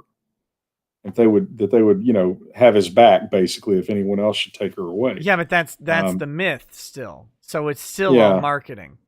No, whatever. You'd like it. I'm telling you, you'd like this series. It's great. I probably wouldn't, because I've read the actual several translations of it. I mean, at a graduate level. So, yeah, I'm a Marine with 300 kills too. No, I'm telling you, you'd like it. I promise you. Well, I'll lend it to you. Who am I to disagree? Yeah, I can tell you what you like better than you can, because you're wrong. So. You're wrong. Unanswered question says, every day. Nick, I've always wanted to write a story, but not really sure how. Since you're an English major, do you have any tips for things like dialogue, atmosphere, character development, story progression? Any and all tips would be appreciated. Thank you. One, just write it. Just write your story. For dialogue, it's simple. Say it out loud. If it sounds stupid, then it is. There you go. Imagine it's a movie. Just say it. Literally read it out loud. Say it. Try different inflections. If you wouldn't say it, then don't say it. Because if it sounds unnatural to you when you read it, it is unnatural. It's that easy. Read novels with good dialogue. Pay attention to well-written stories. Or just talk to people. And see how they did it, yeah. Or just talk to people, because, not all dialogue is going to be profound between characters, because not all characters are profound. Some of them are the guy who pumps your gas. Like, go talk to people, and then, again, read it out loud. You're probably relatively normal, just like most of us are relatively normal. So what you say sounds good because you said it. And if you wouldn't say it, don't write it. Yeah. Like, don't write don't write a Victorian English dialogue, because that's not how you talk. I mean, eventually you can, but for now, if you're just starting out, just write down what you would say. Yeah, and write. Writing is hard work. Be disciplined. Write every day. That's one of the things I'm proudest of Brianna about, is she's written 2 novels. I never did that. I thought I wanted to be a writer, and then I started writing. It's like, dang, this is hard work. I definitely don't want to do this. This is terrible. And so, I mean, but the writers that succeed write every day. They write. It's a serious discipline. And it's a practice, like anything. So practice. Yeah, you'll get better at it. And of course, in this day and age with computers and stuff, it's so much easier to write. Yep. You don't have to. Your hand doesn't start cramping up. Well, typewriters. I remember I took a class in the 80s when I was in college. I took a creative writing class, and writing is so much easier in this day and age. Well, typewriters. But I remember I was an early adopter of PCs and stuff. And I remember doing a little presentation for the class at the professor's request, telling them why they should all get computers, because people were either handwriting or typing, and having to retype a manuscript, because you get to a point where you've made so many corrections it's almost illegible, so you have to retype it, or literally cutting and pasting paragraphs and moving them around and stuff. And I remember telling them, I said, you don't have to do any of that. Everything you write, you can save, and it will always be there, and da-da-da-da-da. It really, although I will say this, the one thing word processors have done, and Brianna and I have talked about this, the classic editing structure of write a first draft, then go back and edit, then go back and, discrete steps. Word processors completely sabotage that, because now you write something and you edit right then. And you write something more and you edit right then. And I think that you don't wind up with a sense of accomplishment that you would have using the older methods. So, if I were a fiction writer, I would get that first draft down, and it doesn't matter how crappy it is. Get it on paper, then go back and smooth it out. All work and no play make Jack a dull boy. Dull boy. Okay. Silky Johnson says, I'm old-fashioned. All work and no beer, bake home, or something. Go crazy. Don't mind if I do. I do. Silky Johnson says, I'm old-fashioned. I think the best solution to these wannabe AIDS-filled tyrants would be to string them up to a tree and beat them like a piñata, blindfold and all. Or dealer's choice, depends on how the crowd is feeling. Oh yeah, and Minecraft. I'm a fan of tar. I'm a fan of tar and feathers myself. Yeah, I agree. I think a lot of our problem with our political class could be resolved with an adequate supply of tar and feathers. Oh my goodness. Don't Eagle start Loan, that again. Eagle Loan, I'm not going to talk to you about Sidney Powell. I'm not going to do it. No, don't want to hear it. TLJ Screwjob says, Ty, thoughts on Russia being the MVPs of World War II and the U.S. just being the coach? You know, not actually doing a lot, but taking the credit anyway. 80% of all German casualties were on the Eastern Front, and by 44, a second front was unnecessary. Any thoughts on that? Yeah. Okay, guess what? Those of us who know about World War II are fully aware of the Eastern Front. So I get tired of hearing lectures from people saying, oh, you know, the Russians killed more Germans. Here's the bottom line. Germany was going to be defeated by the United States regardless of what happened because we were going to develop the atomic bomb. So not to gainsay Russia's contribution and so forth, but the ultimate outcome would have been the same. Trying to figure out who did more is pointless.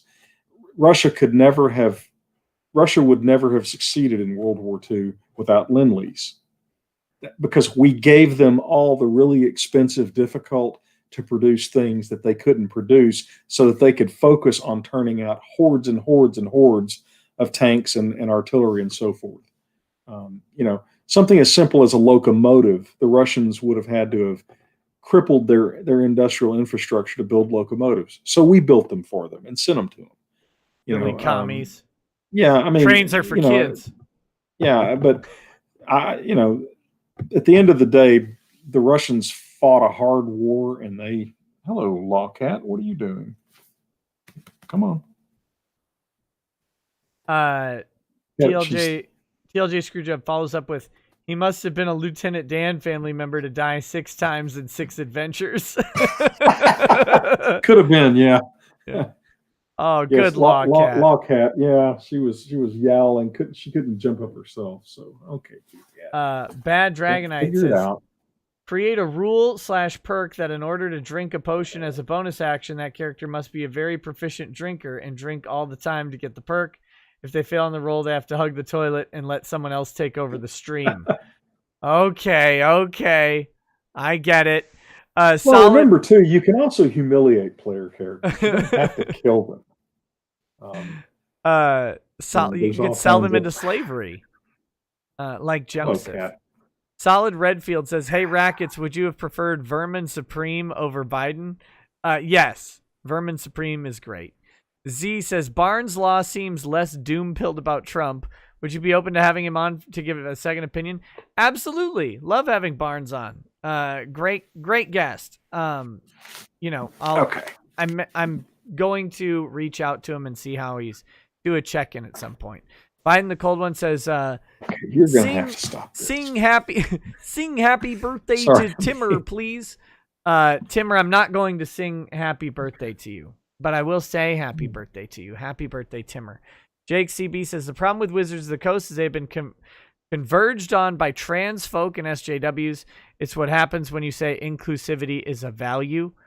And typically by people that don't actually play the game.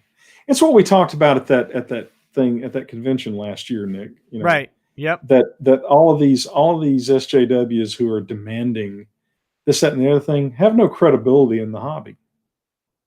They're just wanting to jump to the front of the line.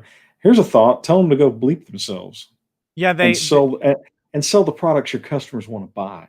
If you're going to come into D&D and say you love D&D, but then say, but I hate the race structure of D&D, then you never loved D&D. Like you didn't, because if you did, you'd know that, well, you can change it if you really want to.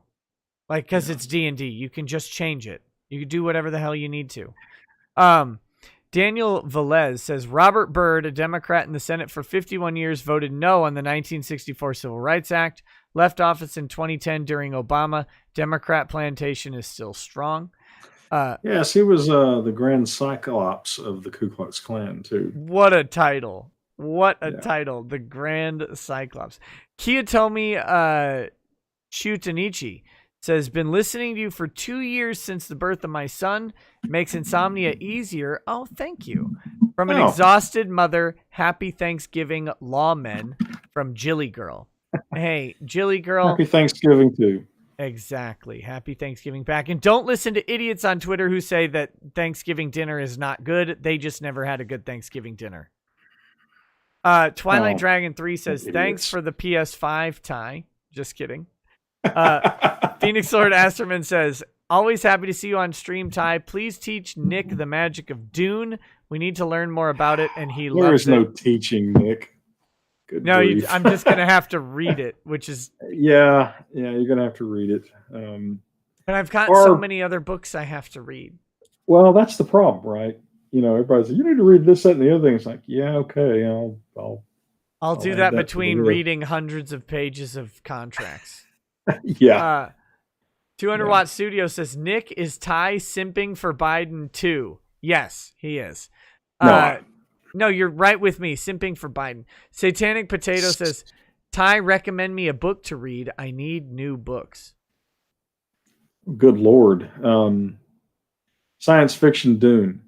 Historical fiction, The Killer Angels, one of the best war novels ever written. It's also the basis of the movie Gettysburg. I will say read The Sparrow. Sci-fi book. Pretty recent one. Great book. A classic fantasy series, The Belgariad. Pawn of Prophecy is the first book. Very good fantasy. And very well written, too. Very good dialogue. Okay, Kat, you're...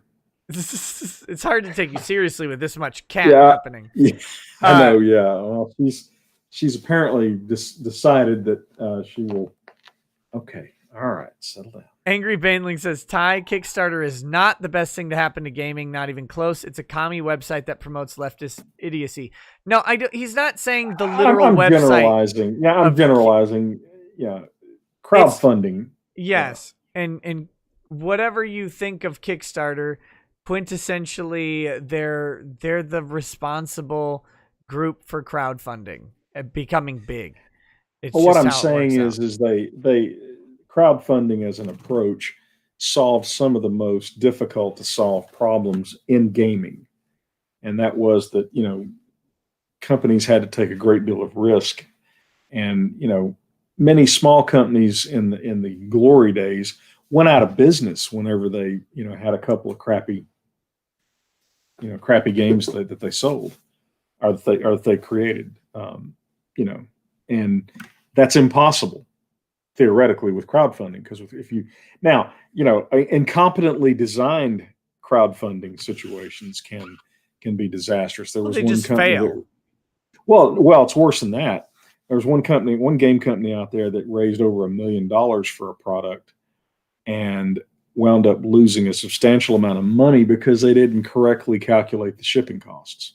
Oh. Yeah. Well, particularly overseas shipping costs. Yeah, overseas shipping is brutal. Oh, yeah.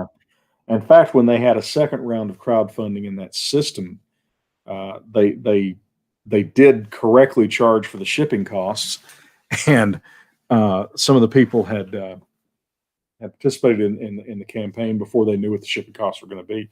In fact, I missed that particular game. I missed the Kickstarter, but a guy in Germany basically let me buy him out.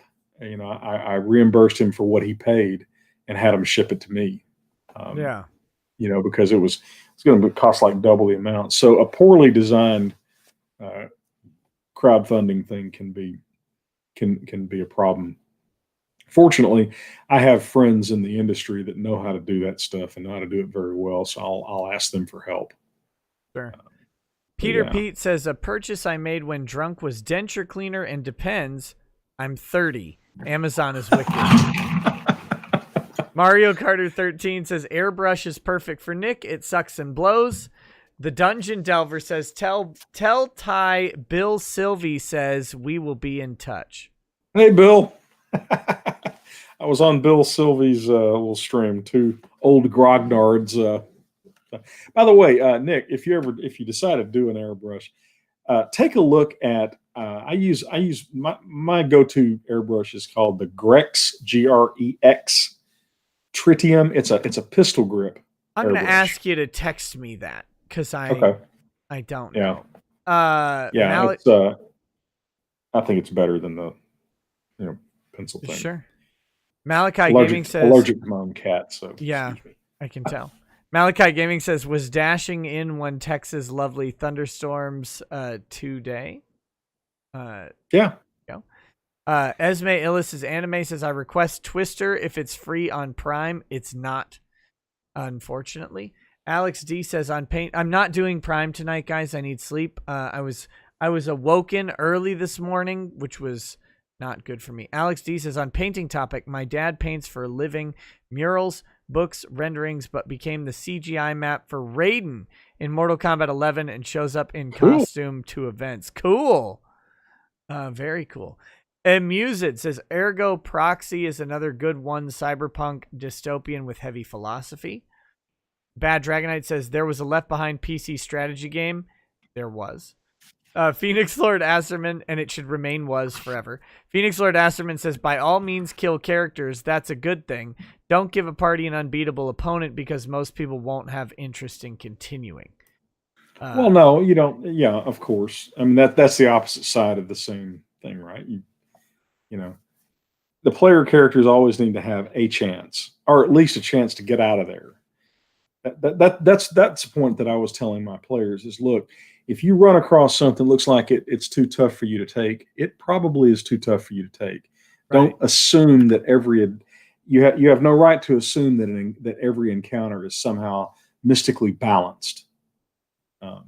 There are places you can go to that will get you killed. Now, most of the time, I'll let you run, right, and escape. You open the door, the ancient red dragon, stirs from her slumber and looks at you and says, "What do you want?"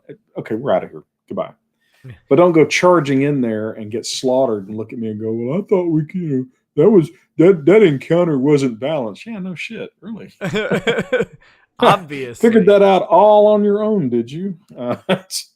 Polio64 says, and we help the side that caused a lot more death. Okay. Beatnik11 says, have People's Pendant, Viva Fry, or Barnes Law, and they will cancel out the disappointing black pill from Uncivil Law. I don't think they actually will. Did uncivil black pill people? I've been black. I saw y'all. I've been black pilling people for the past several days, and they hate it. Yeah. Yes, we did a stream today. What we did was we talked about we've been listening to the oral argument in that Pennsylvania case where Rudy Giuliani did the oral argument, and it's embarrassingly bad. They ruined that case. Not at oral argument. I mean, they didn't do well at oral argument. They ruined that case in their filing by amending the petition and deleting all of the claims that matter with the fraud. I heard that. Well, I don't want to get into this. Yeah, me either. Me either. I've always assumed that this was going to end up at the Supreme Court. So that if that case is not engineered to go to the Supreme Court, that case is engineered to lose and not get cert because they screwed it up that bad. But that's a topic for another time. Benjamin the Rogue says, tell Ty to watch Astartes. Yep, Astartes is great on YouTube. It's a 5-part series. You can check it out. You should. Okay. It's probably the best representation of Space Marines in animation. I enjoyed the Emperor. What was the one that you Emperor's text to speech? Yeah, that's hilarious. Astartes is this is what the guy created his own chapter. They never speak or anything. And this is how Space Marines function. And they're brutal, and it's fast, and it's awesome, and action-packed. It's really fun.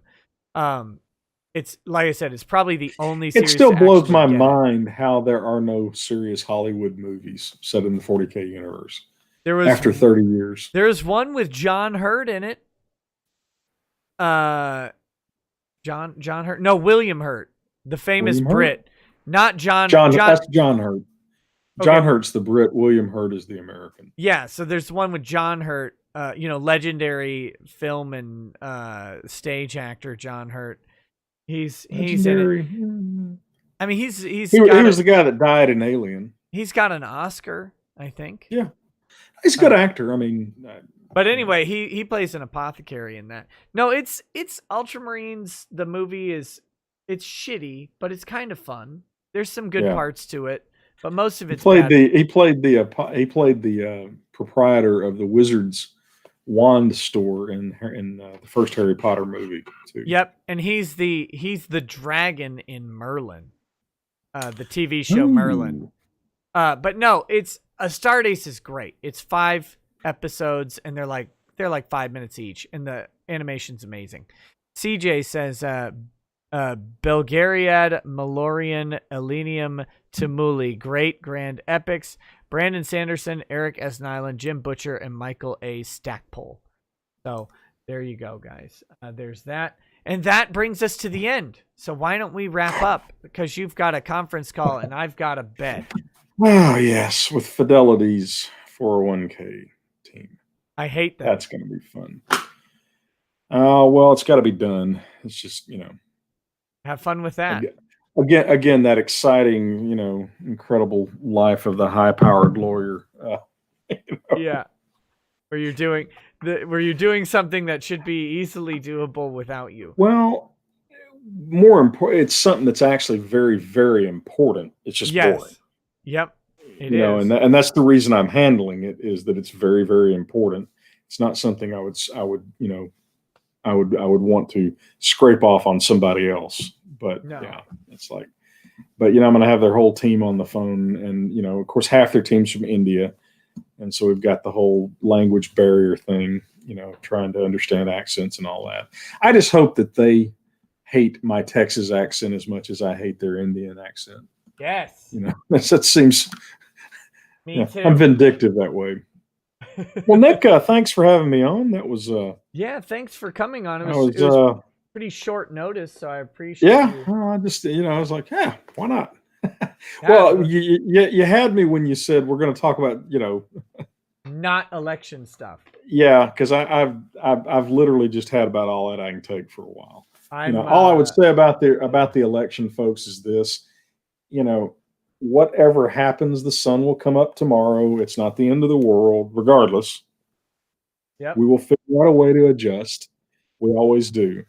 The fact that you can't figure out right now what we're going to do for the next 4 years, don't worry about that. We'll have time. Our system is designed to not let one party get too carried away with their power. And as thin as their margins is in the House, and we'll see about the Senate, most of Biden's wish list of crazy shit isn't going to happen anyway. Yep. And it's not going anywhere. If he loses, he's going to create his own media company. He's going to spend the next 4 years just going after the Democrats with a straight razor. And then he's going to run again and probably win. Yeah, we'll see. We'll see what happens. Trump's a fighter, and he understands adversity. He hasn't succeeded every single time at everything he's done. He understands that, how you respond to adversity is a big part of your character. Yeah. He's going to fight. Phoenix Lord Asterman says, I hope the animated shows Games Workshop have been working on are good. Me too. Lady Saber says, I asked a few months ago for advice for a friend trying to get his kids out of Belize. Court ruled today that the kids are to return to the U.S. So grateful. Awesome. Great news. Wow. Great news. That's good to hear. All right. Let's end this thing. Thanks, guys, for hanging out with us. We will talk to you soon. Have a good night. Peace. Good night. Peace.